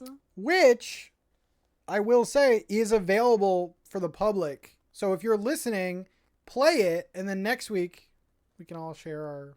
I was gonna say, how am I gonna? Yeah. Pat, did you invite Payton? Did I get invited? I did, but well, the 22nd it's available now for everyone. Okay, Oh, I don't yeah, need you. That's right. So go check it out. Let us know your thoughts Cool. on it. Now we will go to a break, and when we get back, Witchbrook has spoken, and we are gonna listen. More on that right after this. Do you want a physical representation of your love and affection for the Slow Burn podcast? Do you want everyone to know you are a fan? And do you want it to be fashionable? And more importantly, do you want it to be cozy? Well, you should check out our official Slow Burn merch, which is at slowburnmerch.com. Oh my gosh, how easy is that? slowburnmerch.com for hoodies, mugs, t-shirts, all that good stuff. Not only will you look super cute, but you will also be supporting us and helping us continue to make the Slow Burn podcast. We're back, and we're talking about Witchbrook. It exists. They have spoken. The line that Pat gave us today, Witchbrook team speaks out. Amazing. And we're listening. That's so juicy. I know, I'm surprised Pat didn't give us a lot of work up to this on the last part of the segment. It's been what, 6 months? Yeah. That's what I've seen people say. It was 6 months. I personally didn't keep track, so believe so. Yeah. So. And you're getting our genuine reaction. Peyton and I do not know what's going on actually at this time. So we have no idea. We just knew there's an article about Witchbrook and there's some news. Min, tell us what happened. Take it away. What happened? Take it away. June 18th. What was that? It was last Thursday, and it was at 6 p.m. that they posted a new dev blog, Life at Witchbrook. They said, "Hi everyone, today we wanted to share more about what you can expect from your new life as a student witch in the bustling seaside city of Mossport. We'll also be sharing an update on how the development is going." So that first line there is literally like, we just want to share more about the gameplay and how development's going. Like, I think it got to the point they're like, people don't think this is real anymore. Like, what gameplay? Yeah. So the first thing they start with here is enrolling at Witchbrook is the title, and they said they're like giving a little bit about the premise of the game. You've received your acceptance letter and you're ready to start an adventure as a new student witch in Mossport. But what does your new life look like? How will you pay your way through it? And how will you meet your goal of graduating college? So they're giving us, okay, we need to make money. We need to know more about what the game looks like and our life in college. And they're also saying the goal of this game is graduating witch college. And then they continue with, luckily your aunt has left you her cottage, but classes aren't cheap. So you were starting out with a cottage from your aunt, and you have to figure out how to make money to survive through school. You're surviving currently on instant noodles. So you Which need they to say find... is depressing, and surviving on instant noodles is depressing. I'm sensing some judgment there. You got to do what you got to do. Depressing. No. I'm sorry. Did you not have instant noodles in Oh, college? I did. Okay. Yeah. We struggled. My husband still eats those all the time. They're really bad. He loves them. He loves them. This is true. So you'll need to find a job. Luckily, the Greedy Cottage familiar has a plan to benefit both from your studies and your bottom line. And you see in the screenshot a crow. What is the typical? It's a crow, maybe? Fable. It's named Fable. It's a bird thing. I think it's a crow, yeah. Is it? Yeah. When is it a crow and when is it a raven? Maybe it's a raven. It's a bird. True. I suspect you'll be off to enrollment. Which I don't think they even spelled enrollment right in the screenshot. And then it says, away I go, or I'm so excited. So you see some dialogue. It's misspelled. Wait, where? Enrollment. I suspect you'll be off. off. Yeah. Yeah. They're missing an L, yeah. Oh, it's spelled somewhere else. I don't know. Along with Fable, which is the familiar, you'll also have the support of your coven, a group of witches you'll be living and studying with at Witchbrook, as well as the guiding hand of your benevolent coven leader, Professor Carlyle. So they show the Fable screenshot and they show the Professor Carlyle screenshot. It's a very cute little witch character that says, I teach at Witchbrook and you must be, and then your character's name. In the screenshot it says Taylor. It looks like you're arriving to your aunt's house in a taxi. So I don't know. Just, seeing what we take away from it. Then they go into some mechanics of the game, some different things that are going on. So They title this part Witchy Business. Why not start your own witch business? The townsfolk around Mosport are desperate for goods and services only a witch can offer, and your classes at college will expand the kind of goods you can supply with them. Your trusty moped or broom, once you've earned your license, allows you to deliver goods all over Mosport. So this is giving Kiki's delivery service, which I love personally. But it also shows a bit of like gameplay. You know, if you get this job, you're gonna make money, and I don't know. It just seems like a cool. Yeah, I'm getting a bigger picture of what the game is looking like from this. Yeah. So they're showing some screenshots here of like the menus and the different Fable and Quo quests you can kind of pick up to deliver to people and how much money you'll make. And then they say, of course, building a good business relationship is important and comes with its own benefits. Fulfilling business orders increases that relationship and unlocks all sorts of perks and upgrades for your business. Um, Sunday markets offer their own unique opportunity for your business. Why not bring goods into town, stock up on a stall, and see if you can make a good deal with the townsfolk? So they show another screenshot of the business requests that you've picked up and you going along on your broom to deliver those things. And then, yeah, they also mentioned this Sunday market. So, what are your thoughts so far on kind of getting the premise of how the game starts and then jumping into, okay, one of the mechanics and gameplay elements is getting a job to pay for college? Very Kiki's delivery service. I mean, it's kind of crazy because this is the most that we have learned about this game in so long. Like, we saw the trailer and we assumed a lot. We assumed, like, oh, we'll be going to this school and we'll become a witch, maybe? Like, there was no And driving decorating. force. Yeah. There was no driving Wait, I'm force. sorry. We knew Did classes you think- and stuff. Did you too. think there was a world where you were becoming a witch in Witchbrook? No, we knew that, but we didn't know the driving force. We didn't know, like, We didn't know what the gameplay We really looked like besides you go to college. yeah. Yeah. The game looks fantastic. Like, my thoughts have not changed on the graphics at all. But it's nice. We're getting even more screenshots. A lot of different requests on that screenshot. Yeah. I like it. I like the vibes. Yeah, I mean, I feel like this is all like in line. What? Did you not think you were going to be a witch? Of course Well, I did. You said, well, maybe we'll be a witch, and I'm like, I don't know. okay, I think that's the only thing that we were concrete on is like that we were going to school to be a witch. But I'm with you though. I feel like we just kind of assumed a lot of things, and it's nice to see confirmations of some things that I thought maybe were gonna be a part of the gameplay, and then also seeing some other stuff like later on in the post as well. I think it looks great. I like that it's not a farming sim. I like that it's about being at school, and I like that you're like living with people. I like that you have to make money.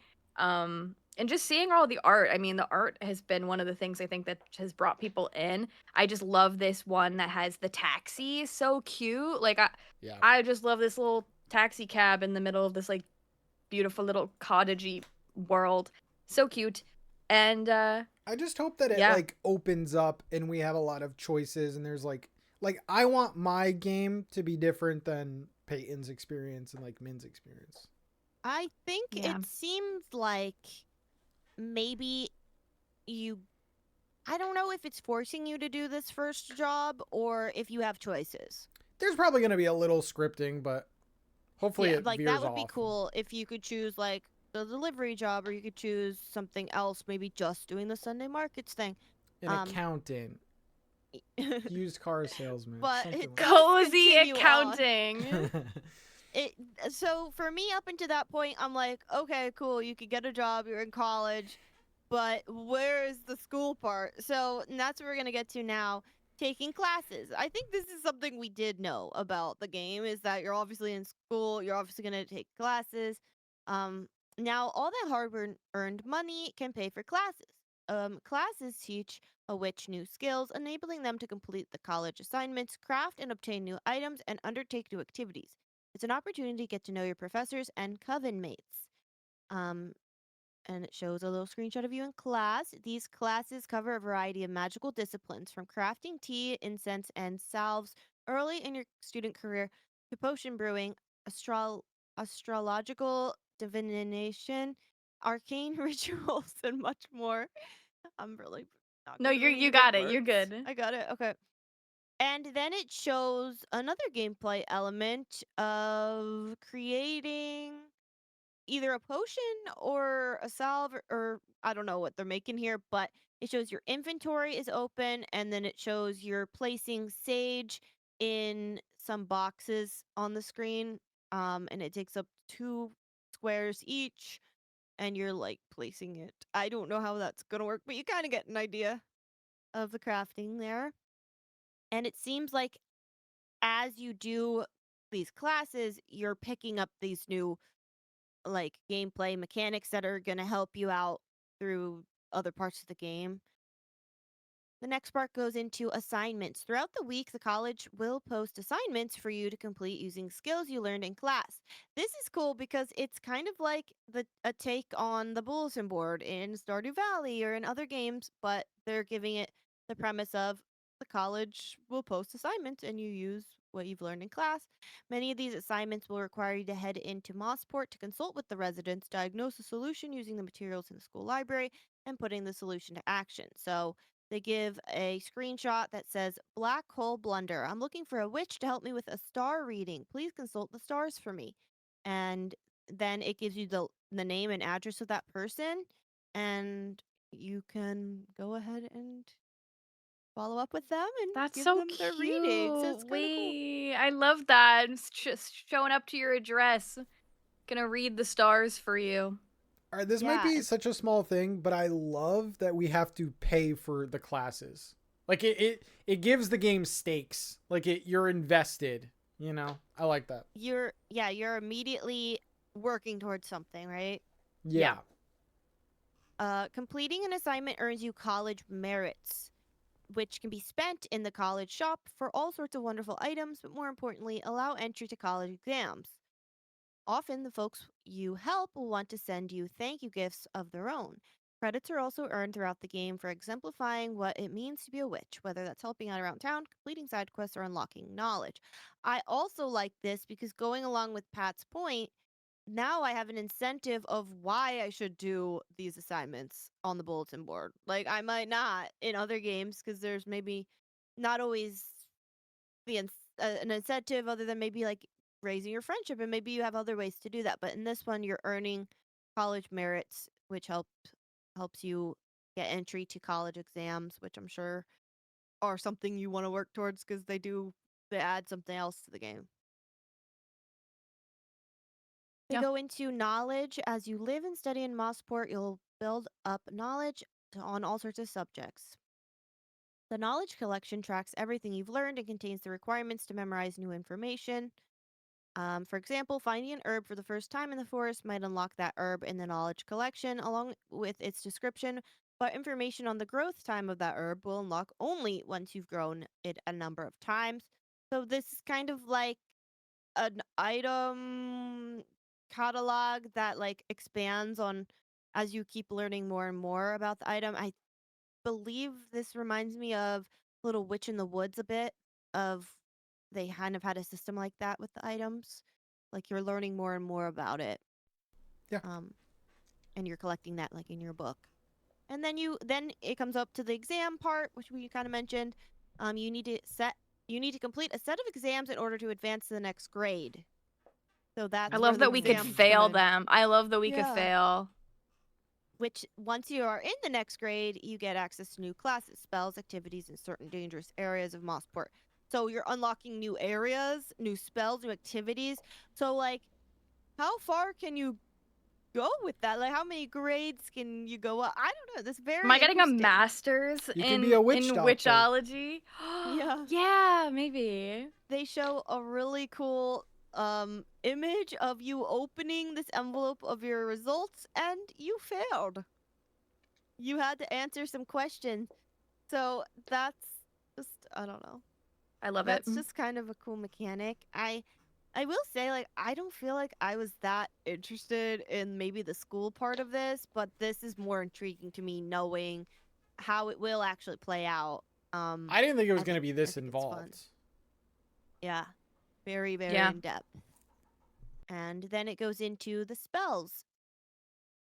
There are a lot of spells. Once you obtain your wand, most witches are able to move objects intuitively without guidance, so your wand is immediately a useful tool, especially when it comes to moving heavy furniture around your house. I love that it's gonna be useful for like other parts of than just school. I don't know.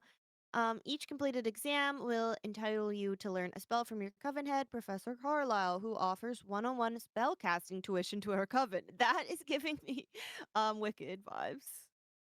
One-on-one I love it. I with love the it. student. Carlisle is Madame Morrible. We're getting our one-on-one sessions. It's gonna be great. And then they go into that the spells give useful shortcuts for your witch. So you're going to want those because it's going to make things easier. It's like kind of upgrading your tools in a sense. The well-being, it's important to look after yourself between your studies. And that's where the well-being system comes into play. Everything you do in Mossport, from petting a dog, taking a walk in nature, or having a conversation with a friend, can increase your well-being. While staying up far too late or upsetting a friend might decrease your well-being, which this is a cool mechanic too. Um, at the end of a long day, the day's events are tallied up and your current well being is adjusted. So you get to see the day summary and the event log, and it shows how much money you earned, the assignments you completed, any requests you did, any merits you earned.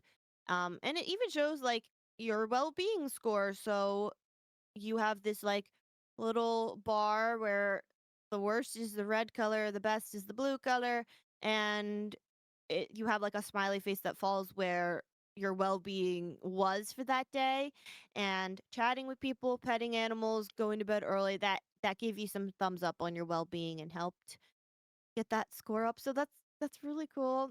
Graduation, this is interesting. Completing exams will allow you to advance to the next year, unlocking new spells, classes, activities. But what about graduating from college?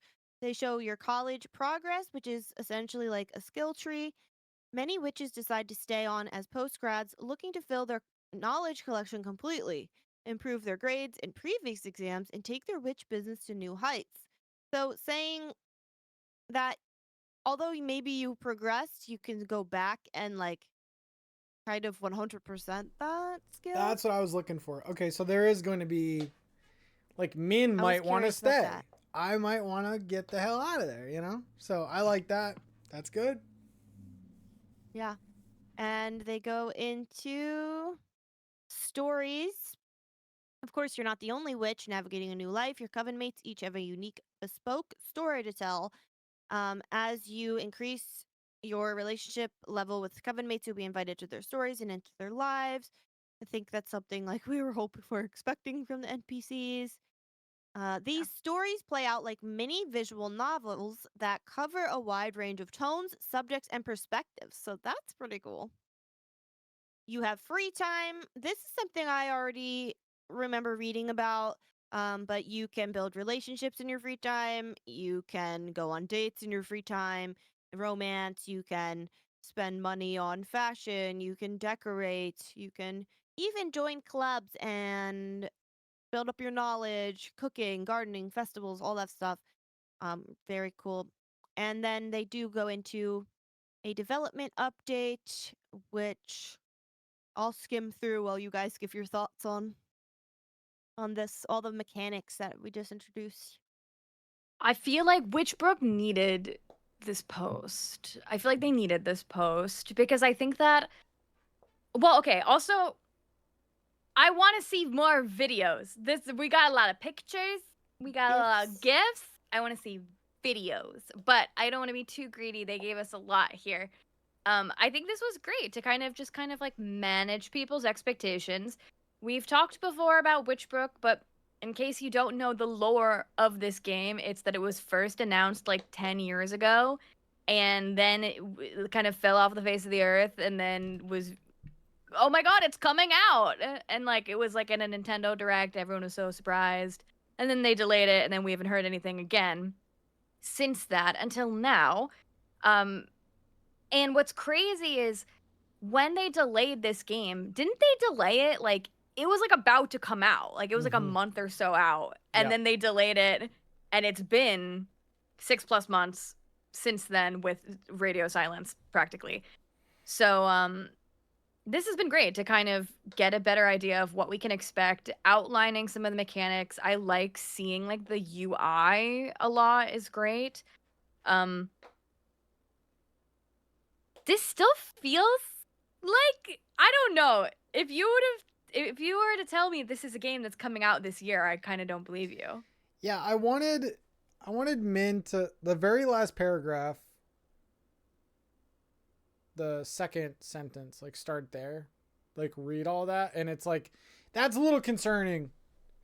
Well, let me tell you first of all that the first in-game year, based on playtests, they say is 40 to 50 hours depending on your play style. It's a lot.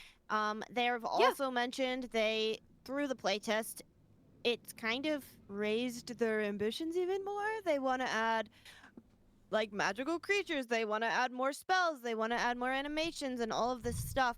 So that's going to add more gameplay and more stuff. But yeah, the last paragraph says, we're hugely proud of how far the game has come and can't wait to get it into your hands as soon as we can. Well, it seems like they can wait. I'm not going to lie. It seems Yeah, like they're waiting. Because they go on to say, there's a lot of factors that could impact our release schedule, like unexpected delays in platform submissions, a pesky bug that's difficult to track down, external team factors like porting or localization, or extra polish needed on an important feature. So we won't share a specific date until we're super sure, which I do appreciate, but a timeline would have been kind of nice, I guess, but I get what they're coming from. But rest assured, we're working hard and incredibly excited to share Witchbrook with you. Like, maybe just saying we are still hoping for a 2026 release. That doesn't say we are still absolute on that. It says hoping, you know? They didn't even say that. So we are still in the dark there. I don't like that at all. Overall, I am happy to see all the gameplay stuff and to hear about the hours it might be because it seems fun. It seems fun.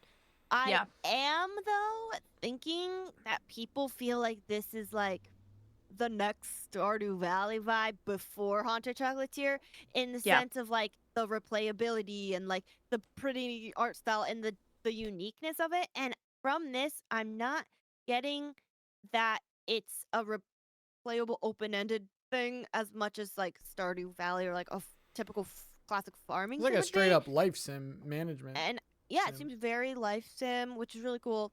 It does seem very unique, but I don't know that this is gonna be like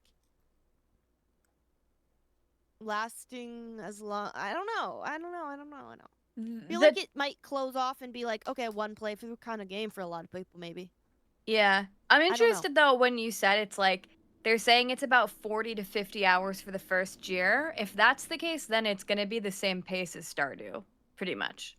Then maybe, more or less, because it's like whenever I've done like 100 days of Stardew, it's like around that kind of amount of hours. I don't know if that's like the average person or that was like my time playing. So I'm interested in that of like how the days like look, like that the scheduling of like the classes and the jobs and like I don't know. I think there's so much in this post. I'm so glad we got it. Yeah. This feels to me like a post from a game that's far away though. I was just going to say like knee-jerk reaction, yes or no, 2026. No. I feel like no. Yeah. Because unless it's the end of the year, beginning of next year or something. I feel like every game ever doesn't want to release. What's the month that everyone doesn't want to release in? Is it October or November? November because of GTA, but this would not. Does Chucklefish care about GTA? No. And I don't think Nintendo cares either. There's been a lot of conversations about that, but that's funny. Yeah. Yeah, because I feel like if this game, and I said this when because I made a video about it. A couple months ago, that was like, Witchbrook canceled. What happened? And I said, I was like, if we're gonna see this game, we're not seeing it in summer. I feel like we would see this game like around the holiday time. So if we don't see it this year, I don't know. I feel like I can't imagine them releasing it early in the new year. Maybe I'm My wrong. prediction would be a new trailer and a new release date by the end of the year. Mm-hmm. Or is that too much? No. No. We should get that. That's If the it bare doesn't come minimum. out, if it doesn't come out this year, then yeah, I would expect Like, a trailer and a new. they're talking about localization, which I feel like has to be some of the later things in game development. But they're also now talking about new spells and stuff. That's gameplay stuff. Yeah. So like, if you Makes really it seem like they hadn't had a lot done before. yeah, or like I don't know, maybe they just went back and like, oh, that would be cool. That would be cool. But like, you look at this entire post and it's nice to like know more about the game. But I feel like they're just kind of now explaining it. Like, I don't see a lot of like newness here. You know what I'm saying? Like, I think if we watched the trailer, like that's been around for a while, we probably could pick up a lot of this stuff now with this knowledge. Like, Yeah. none of this screams like, oh, we just added a new like monster taming thing. You know, it's like very. Yeah. Hey, don't There's forget nothing on about us. There's nothing on multiplayer in here too, That's weird. which is something I perceive to be a big thing. I am more excited, but I think this has made me just kind of like, we'll see you next year. Yeah. Yeah. I feel like that too. Like, I've been so hyped about this game, so I'm just kind of like, yeah. Which Hell isn't yeah. a bad thing, but it's just kind of like, I don't know. Looking forward to it. I think it's just a bummer of like. I think it's a bummer of like how they announced it, of like, okay, so they start working on this game all this time ago, stop working on it, they start working on it again, but we don't hear anything about it. People are getting excited about it. Then boom bam, out of nowhere, that crazy Nintendo Direct where we see it for the first time and it's like, oh my god, and it's coming out this year. And then just for it to at the last minute ish be like, okay, well, we're delaying it. And then now it wasn't like a couple month delay. It seems like a bigger thing. And so now it's like, okay, it's our first time hearing from you. This is great. We're getting more information about the game. This is what people want. But it's a little bit of a bummer to still don't have kind of at least like a scope of like when it's going to potentially release. I totally get them. And I think good on them for saying like, we're not going to give you a release date because they're not sure they can hit it. And they don't want to do the same thing again. They also probably don't want the headline of like Witchbrook delayed again. Like, yeah. So this is kind of like a safe way. And we're not confirming anything. This is just kind of us. Like, it could come out. We don't know anything. It could come out this year. Who knows? But yeah. Imagine it comes out like December 31st. Oh, yeah. Well, I don't think that's the best release day, No. but maybe. Yeah, and with you saying like it's on pace for the first year of like what Stardew Valley is, then that's great because if 40 to 50 hours is the first year, this is already a hundreds of hour kind of game. Oh yeah, which is really really great. I think it's maybe even a little longer than Stardew. I think Stardew is more like 30-40 instead of 40-50. So and the game you would imagine would open up a lot more. Yeah, sounds like kind of what we are hoping for in a lot of games that do stick is like a lot of gameplay and that continues on, and it looks like they have at least those like the first year they obviously have mostly done. They're just adding some things in, and I think what makes me really curious about this is the college part, the school part, because it says you can go back and do post-grad, or did it say you can like just move on after graduation? Because like I feel I could see that being like a future update is like, I don't know, maybe moving outside of the school part, but then that's not the premise of the game. So I guess it makes me curious about like future updates after this is out, and like what that would look like? Or I think are you more going to go schooling back would- and do your masters like Peyton said? It Like, would probably just give you like additional abilities or. So it's more probably school, 'cause something that's a big part. you're gonna want to do it, but yeah, I don't know. Yeah, I don't know. I 100%ed Witchbrook. Yeah, I'm still not like all in on the school part. I guess Why, you want to go to school? It's I very want to go to involved. school. I I want to don't. go to school. I want to fail my exams. You got assignments. You can flirt with your classmates. Maybe teacher if you want a better grade. No. I don't That would know. be I don't know. No, I don't. But I don't think so. yeah, I am excited about the game, and I'm excited to see all of these details laid out with screenshots. I could tell they spent a lot of time on this, Oh yeah, making this article. So I hope that they're also spending they time they making a do new have. trailer. Yeah, they do have a really cute, like, on their website, they do, like, a little, or they did at least, they did, like, a little newspaper thing that, like, shows development things, which is, like, really cute. It's really cute. We just want the game. Yeah. Mhm. But we're excited that this is good. This is, like, objectively good news, I feel. Seeing it's happening. We didn't make it up, guys. We didn't make the game up. It's real. We'll have to see. Yeah. Yeah. So there you have it. Witchbrook has spoken out. Yeah, so let us know what you guys think about that. And if it makes you more excited, if it makes you hesitant, if it gives you, I don't know, just any thoughts on it, let us know. And we have an email. So let's It's see, men's this mail one- time. It's a men's mail time. Woo!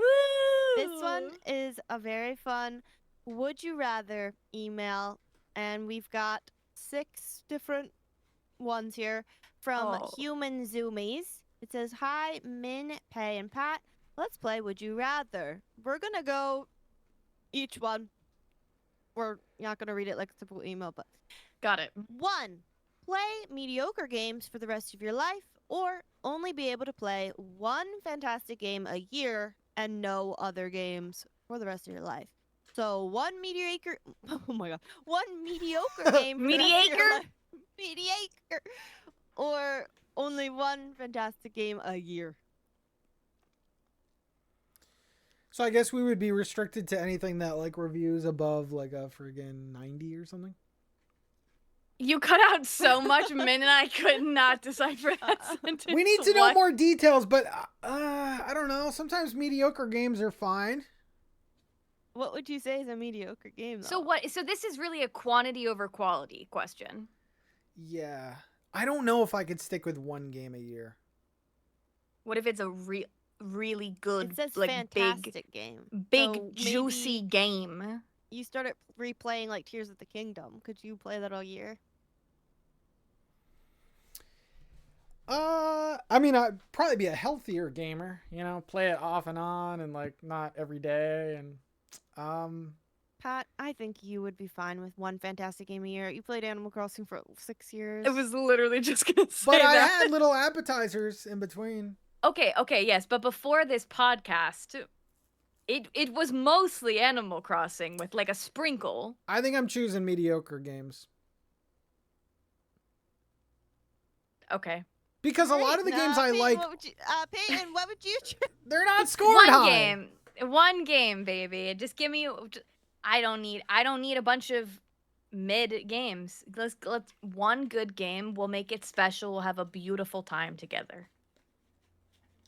Yep, I'm gonna go with that too. One fantastic game a year. I think the plus for me in that is that you like for me, I would actually be like all in on the game, and I would be really, really Yeah. like getting to know it and like finding fun ways to play it, and it's fantastic. So it could just hold me over for a whole year, and then by the time next year I could play it. I think I would get FOMO though about other games coming out.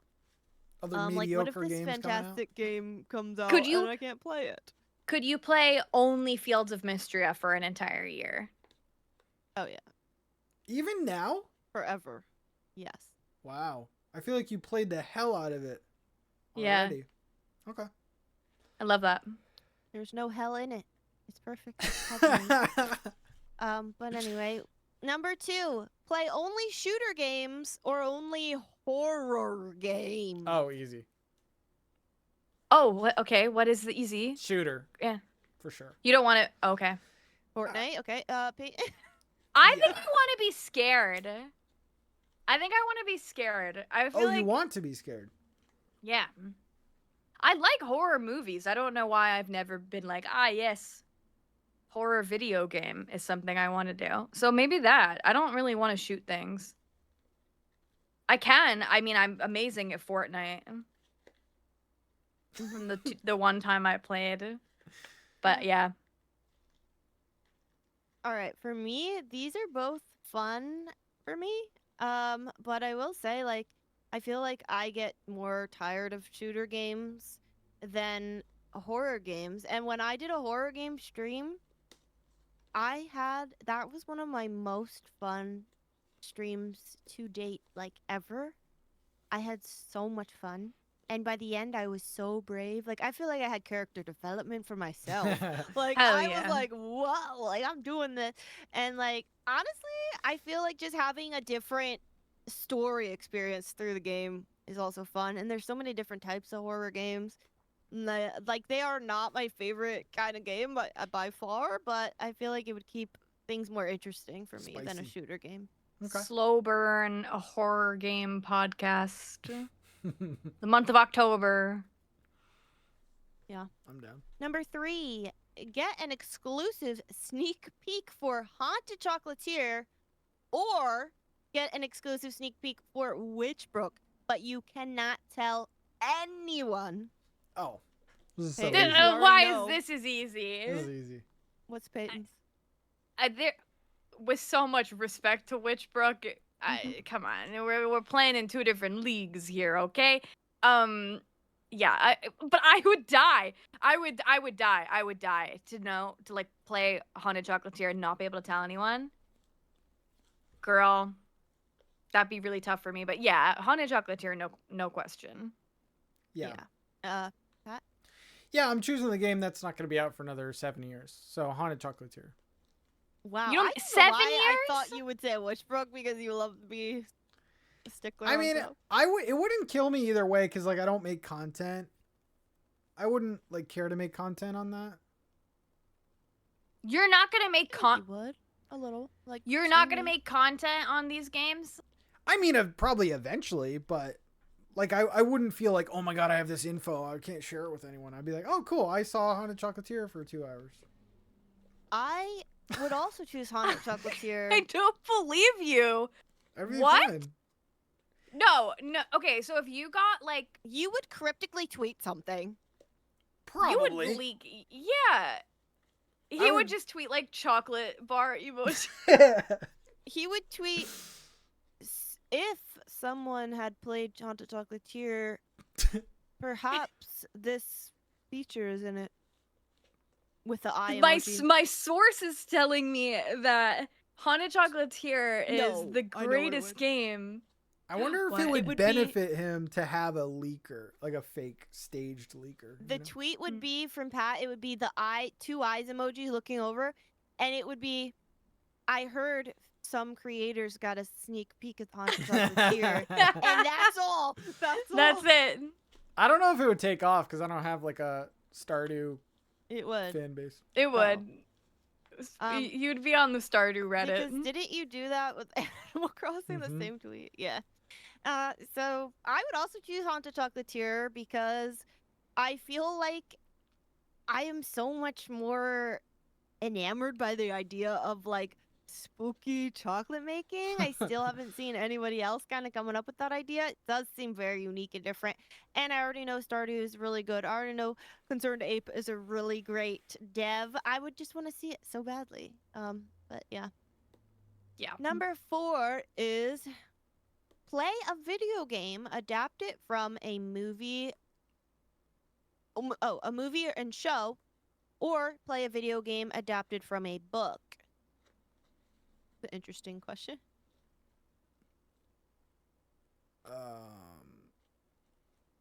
I mean, in my What? I don't read, so movie, Oh. movie or show for sure, but I don't know what movie or show.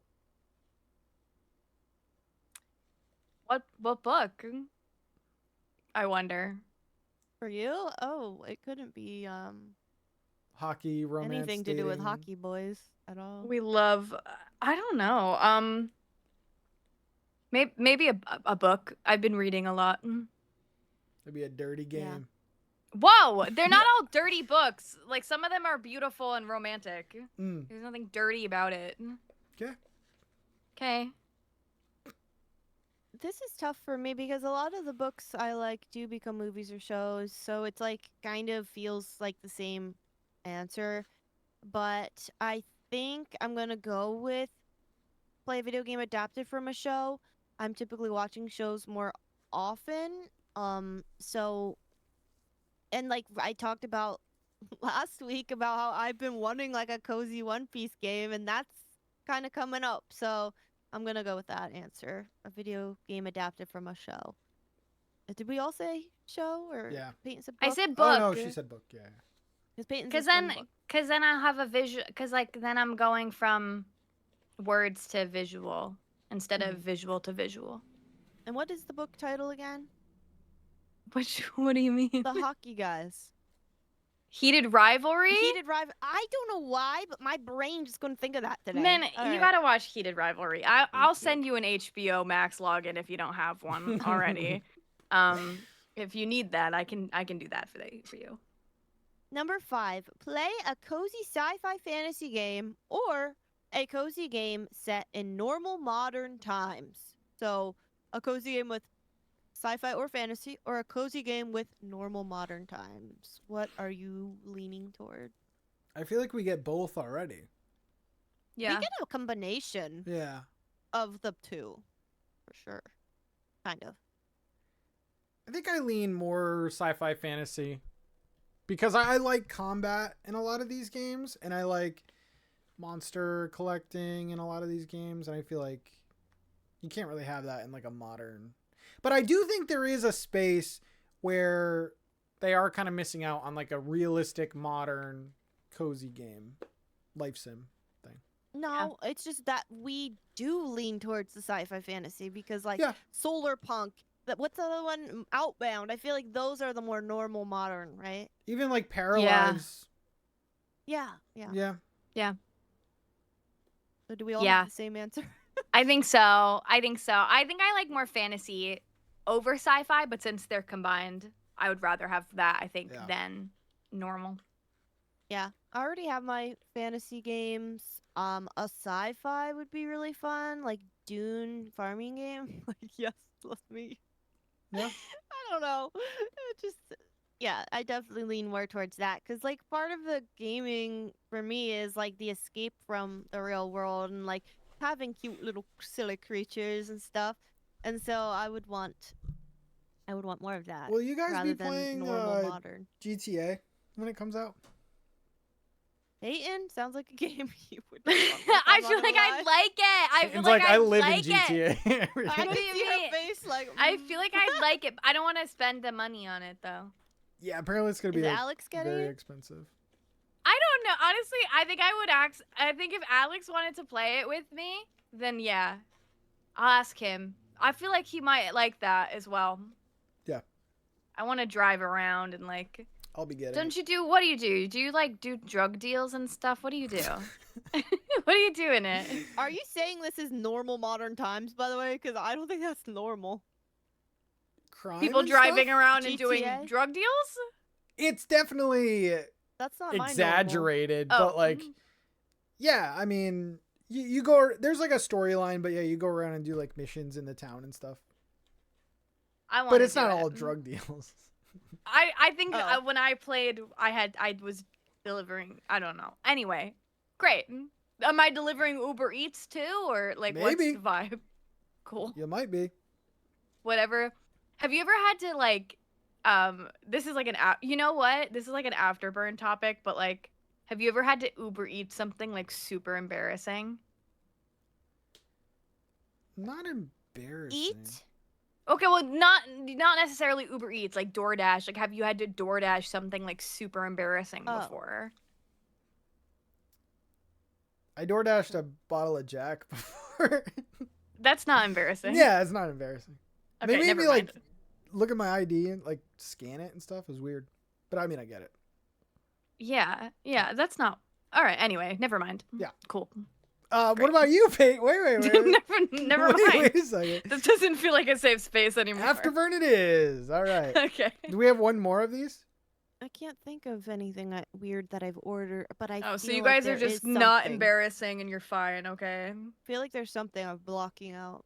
I don't know. All right, Okay. number 6, and this is maybe the spiciest one. Become a hardcore Disney Dreamlight Valley YouTuber, or never wear socks again. Oh my What? God. This is the real question? I like this one. It's obvious. You gotta. This have, feels so targeted. You gotta have socks. Yeah. I hate feet. Wait, You gotta have hardcore socks. DDV. I mean, Not even player, but you gotta be a DDV YouTuber. second channel. Disney Talk. DDV Talk. Disney Talk? I think there's enough content in that game to. I gotta keep socks. What are you gonna do in winter? No, I'm keeping socks. Oh my! Everyone who's listening right now who is a Nintentalk fan, please can we just call him Disney Talk forevermore? Oh Think my of a God. life without socks. Yeah, what do you do with sneakers? Yeah, I'm gonna be a hardcore DDV YouTuber because on TikTok I'm doing my same thing. On whatever else I'm doing whatever I want. But YouTube, it's DDV now. It would be love Minnie's socks. Meadow. I love socks. I always have socks on, and I love socks so much. You can get fluffy socks, you can get cute ones. I have strawberry cow socks. I have a lot of strawberry cow socks. I collect socks. I buy new socks. I get the ones with the little ruffles, and then you fold them down. I got little socks from Japan with a little bow on the back. I love socks. So I will just torture through the DDV. Maybe I'll like it. Maybe I'll like it. I hate feet so much. Like, I just don't. I don't like feet. I don't even want to like wear flip-flops, you know? Like, I don't even want to do that. Ever. Could you ever. find a shoe? Like, could we sneak you in here with a weird shoe that you could just wear every day instead, and you could get away Maybe. with never wearing socks again? I don't know because listen, like I gotta have like the grandma sneakers, otherwise I'll like twist my ankle. Like I've got like that kind of thing where like I'll injure myself easy if I don't have the good arch support, you know? Like that's Yeah. No Dr. like I Scholl's guess sandals? I feel as that yeah, like I don't even like if like I went to a wedding recently and my mom was like, "All right, Peyton, you need to have shoes for it." And I was like, I don't have any shoes I could wear to this wedding. She's like, what do you mean? And I'm like, I only have sneakers and boots. Are you and your mom the same shoe size? No, Me and my mom feet are. are I'm a blessed little because small. she has My feet are a lot little of shoes. smaller. I could My have borrowed. sister's not. And then I'm not a heels girly anymore. I used to wear heels. I'm done with that. No more. But like, I was like, Mom, I like don't know what shoes to buy. And she was like, just buy like cute little open-toed sandals. And instead I bought like the chunkiest closed like Mary Jane platforms. And she roasted me. She was like, what? Why? And I was like, because I don't want my little toes to be sticking out. Anyway, These dogs ain't coming out. not for free, at least. No. No. I guess I'm gonna become a Disney Dreamlight Valley YouTuber. Catch me. I love Max Goof 123 at youtube.com, and that's gonna be where you could catch me. I saw that channel popping up, and I was wondering if that was you, but It was me. It's It's faceless. just like so. it's just like edits. I love that question because that was the most long-winded way, like most avoided answer ever for Pete. Like, I do not want to say This is the most I've talked this episode. but you were like, yeah. I can't do the nut socks. DDV No. Love it. content coming your way. So that No, was it's from- not. That was from Human Zoomies, and I really loved that email. So, guys, we should get more Would You Rather. I loved this. That was but, fun. Thanks for sending that, Human Zoomies. Also, speaking of DDV, they do have Eeyore coming to the game, who is one of my very favorite characters ever. I did see And that. I think Peyton's too. Mhm. Would make that up. Yeah. I love a little sad donkey. I love him so much. I love it. What about you, Pat? Are you gonna buy the $16.99 DDV DLC for Pooh Bear? I'm not, but Pat lore, first ever Halloween costume, Tigger.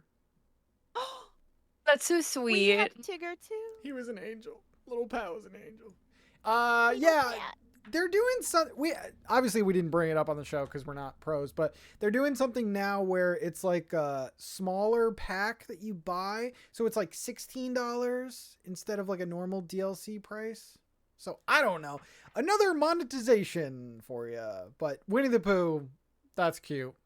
Worth it. Yeah. It's cute.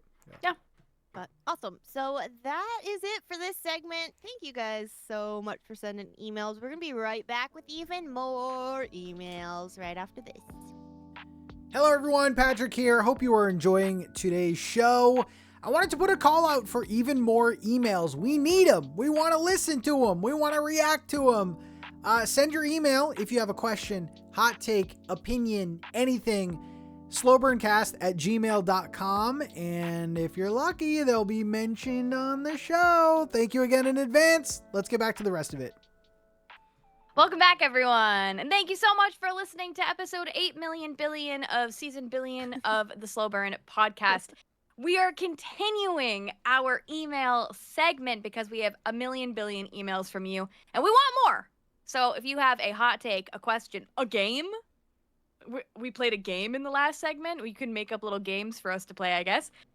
Send us them at slowburncast@gmail.com. Thank you so much for sending your questions. My dog just did a little jingle, so if you heard the little jingle bells, it's not Christmas yet. But anyway, this first one is from Smashly, who says, "Hello, Min, Peyton, and Pat.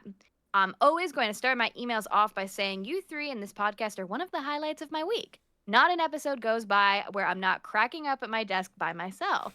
I wanted to... Thanks. Stop.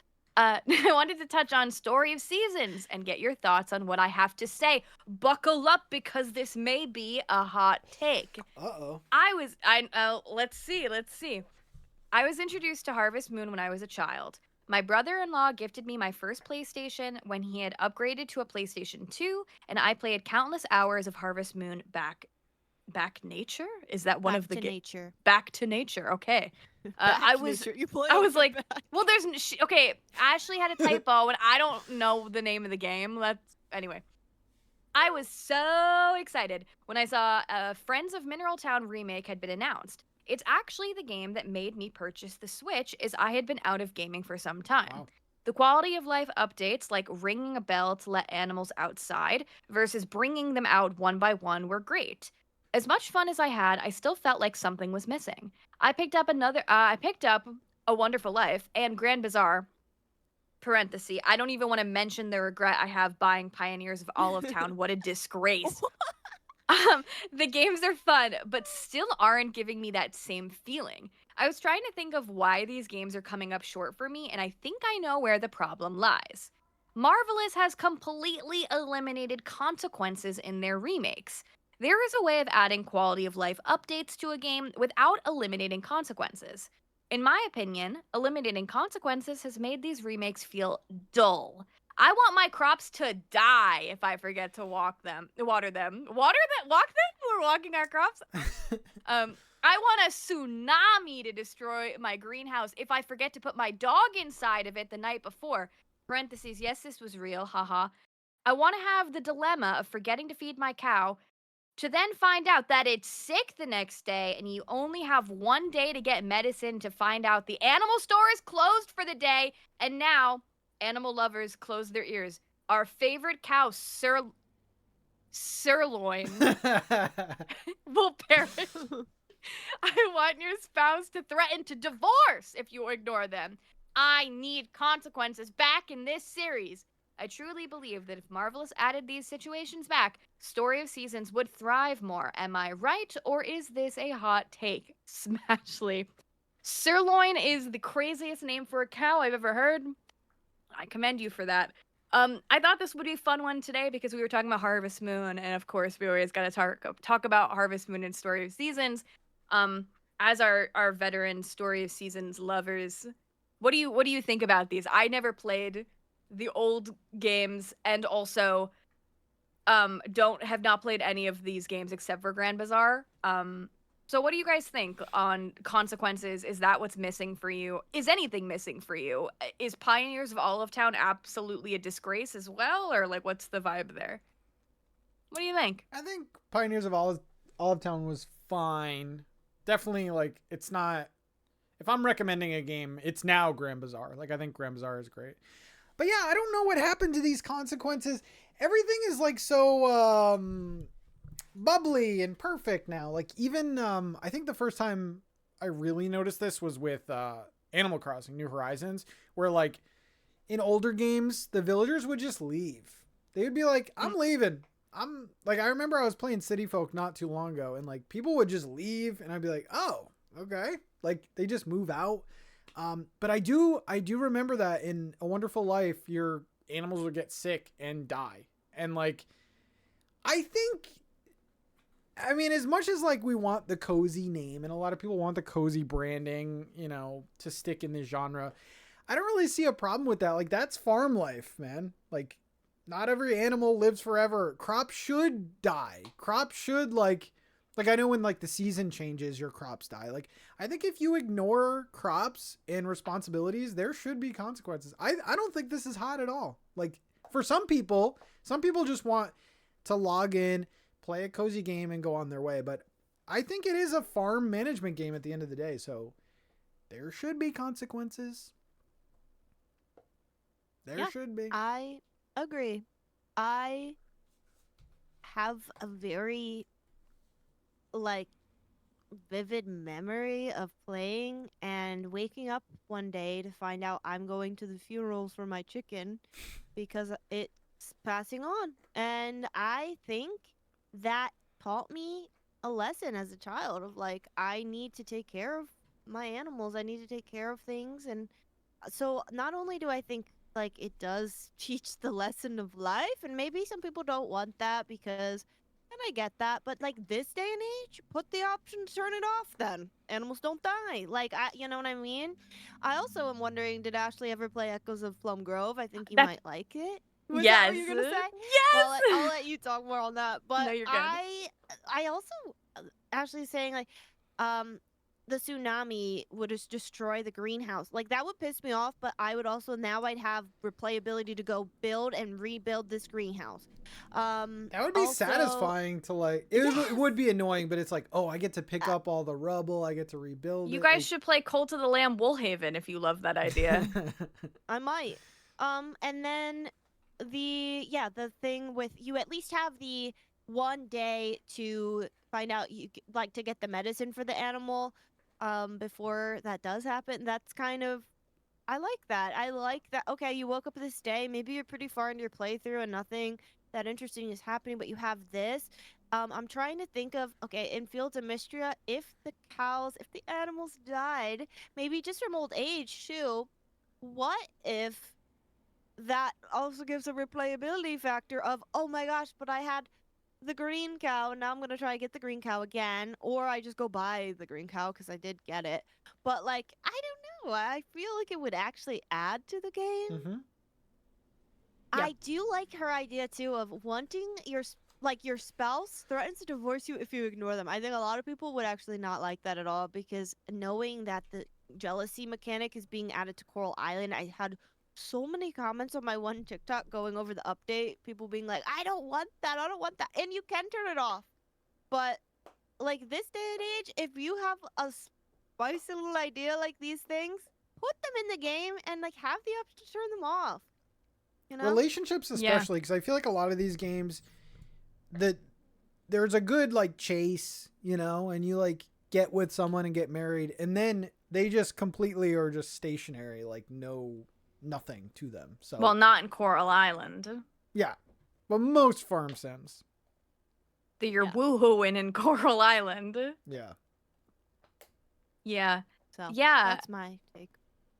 Yeah, I agree. I mean, I think my favorite games like have stakes like this. I think that there is a way to add in some of these things with and maintain its coziness. I think that having options to turn them on and off is a great idea. That's what I like so much about Echoes of the Plum Grove.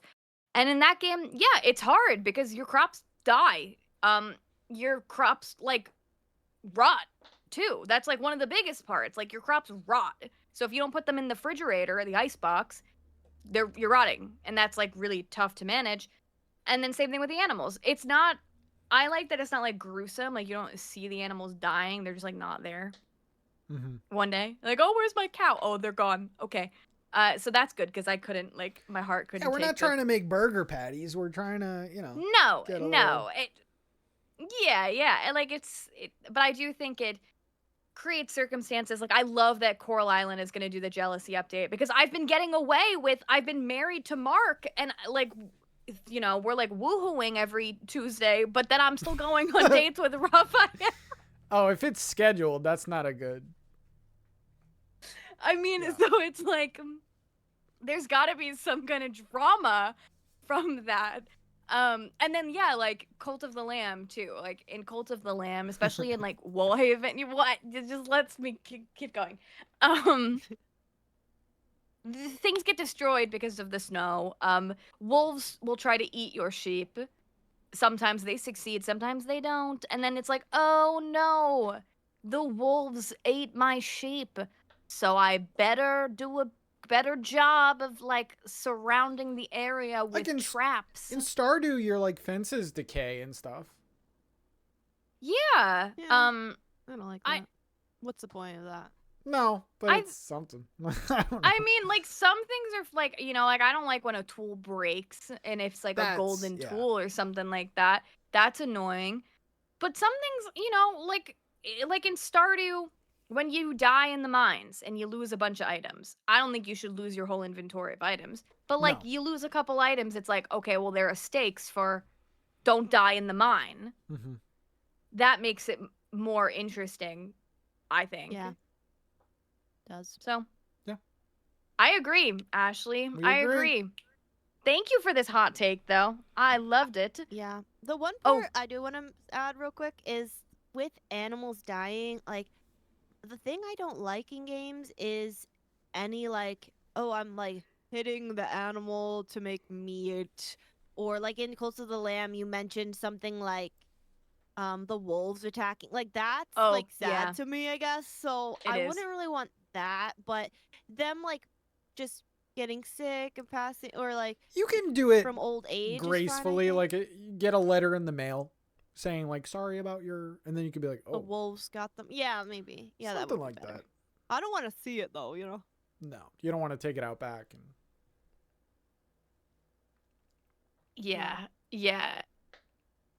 You know, I mean, in Cult of the Lamb's different. Cult of the Lamb, they just like that's a different beast. It's already they just so die. Like wild. the Yeah. followers just like die in front of you too. Yeah. Yeah. So maybe, but you know. Anyways, I'm just Thank saying in you. a cozy game. yeah. Thank you for that lovely hot take, Ashley. We have another. This is kind of like a little bit of a game too. This next one is from DJ French Fry that says, "Hi friends, DJ French Fry here, long-time listener, first-time emailer. I come to you with a fun game. I know most of you are fans of the hit CBS reality show Survivor, and I think it would be fun to do a cozy final tribal council. Dun dun dun dun dun. Now, you may be asking, what is a cozy final tribal? Let me tell you. Each of you will decide to take on the role of an iconic cozy game character. For example, the farmer in Stardew Valley, the Fields of Mystria farmer, Ditto and Pokopia, or anything else you could think of. Then taking turns debating why your character should win the title of Sole Cozy Survivor. Are they good at puzzles? Are they good at making friends? What are their special skills? Are they good at swimming? Maybe throw in some improv we're doing improv. Stories about alliances with other contestants. Bonus, if you decide who would be the special family member that comes to the set to visit you. Hope you guys have fun. Keep up the great work. I love the podcast. And if you're reading this in June, happy Pride, gamers! DJ French Fry. Thank you so much for this. This is fun. I'm going to walk you through this because we don't need to be a Survivor expert like moi.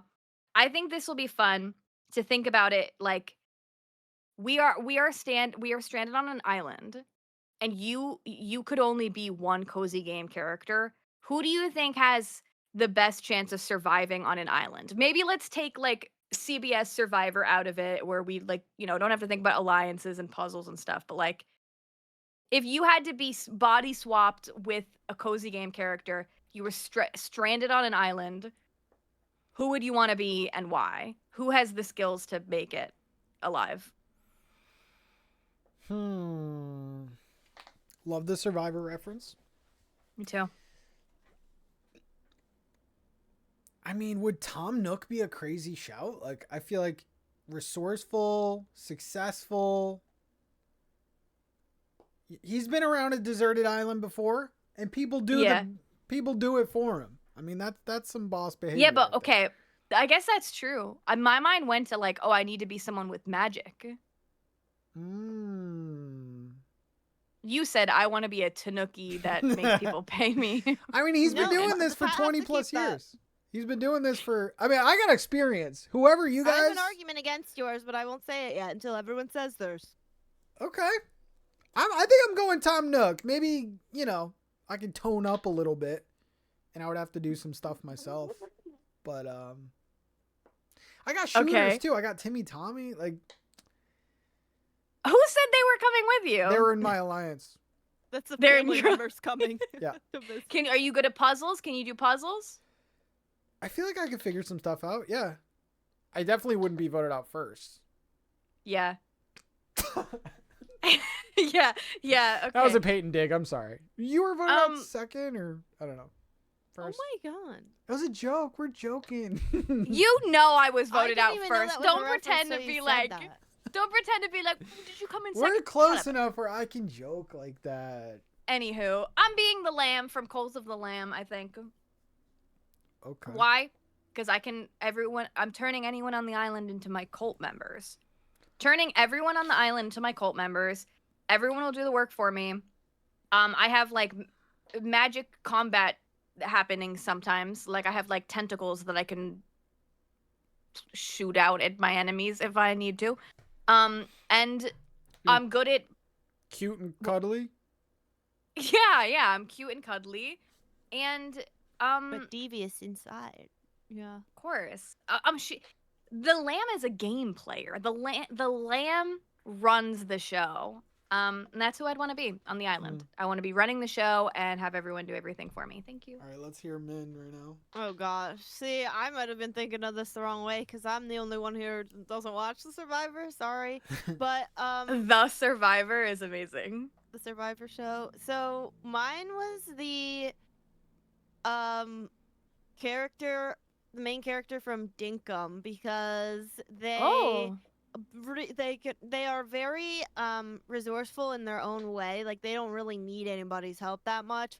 They build this whole town themselves. They run around the town, rebuild things, rebuild the teleports. They go in these crazy mines and they figure out crafting the lights, and they can get through it and navigate it, and they're good at combat, and they're good at navigating things that just surprise you because the alligator is suddenly behind you trying to attack you and eat you, and like, I just feel like they would be kind of good at it. But I also, now that we've all said ours, I know who wins, and it's not Pat. Tom Nook don't do anything himself. Okay, some of the best Survivor players ever didn't do nothing. Is nothing. that how it works? That's okay. Man, socially, I would destroy. Maybe I'm thinking Naked and Afraid then. The fun thing about Survivor is like there's a very like old school way of it where it's like some people want to reward you for being the best actual like survivor, like the person who like makes the fire and like gets the food. That's how I was thinking of it, and I think that I might have been really off with it. No, I think we could think about it both ways, because then there's also something to be said about like me, Peyton. If I went on Survivor, I know I would not be very good at like the challenges and doing stuff. So I would have to be a good social player. And there's something to be said about being passive in a way of like, it's not, if it's, as long as it's not me, I don't care who we vote off. Yeah. I just think Peyton's character wins because they can get other people to do things for themselves, but they also can do a lot themselves. Yeah. Combat-wise and building-wise and leadership-wise. And I guess... I feel like if you're in alliance with Tom Nook, though, he would easily backstab you without even caring. He's like master manipulator. I feel like he might be too big of a target, though. Like, people would like be like, oh, Tom Nook is in the game? Like, he has reputation. We got to get him out first. Yeah. Which, unfortunately, that happens in Survivor a lot, that they take out the best, most threatening, stunning, best person on the roster first. And it just happens sometimes. Yeah, that's why. That's a good one. I like that question. Yeah. I did too. Tell us what other cozy game characters we should be in reality competition shows next time. And then I think that's it for today's show. A good show, so deemed by Patrick at the beginning. A good show. We had one. It happened. Thank you guys so much for listening to this episode of the podcast. Be sure to join us for the Afterburn, our after show that we do every single episode for our Patreon supporters. Go over there. Anything else? I think that's it. Next episode is going to be Four Leaf Fields Impressions, one of the bigger cozy games coming out, and our Smasher Pass for July. And July is a good month. I think July is kind of stacked, so good stuff. I'm excited to find out because you keep saying that, and I don't know it. I don't think I could name a game coming out in July other than Pat's one. Making the list, so I can't Perfect. see it. I can't wait to hear it. Okay. We'll see you next week, everyone. Bye.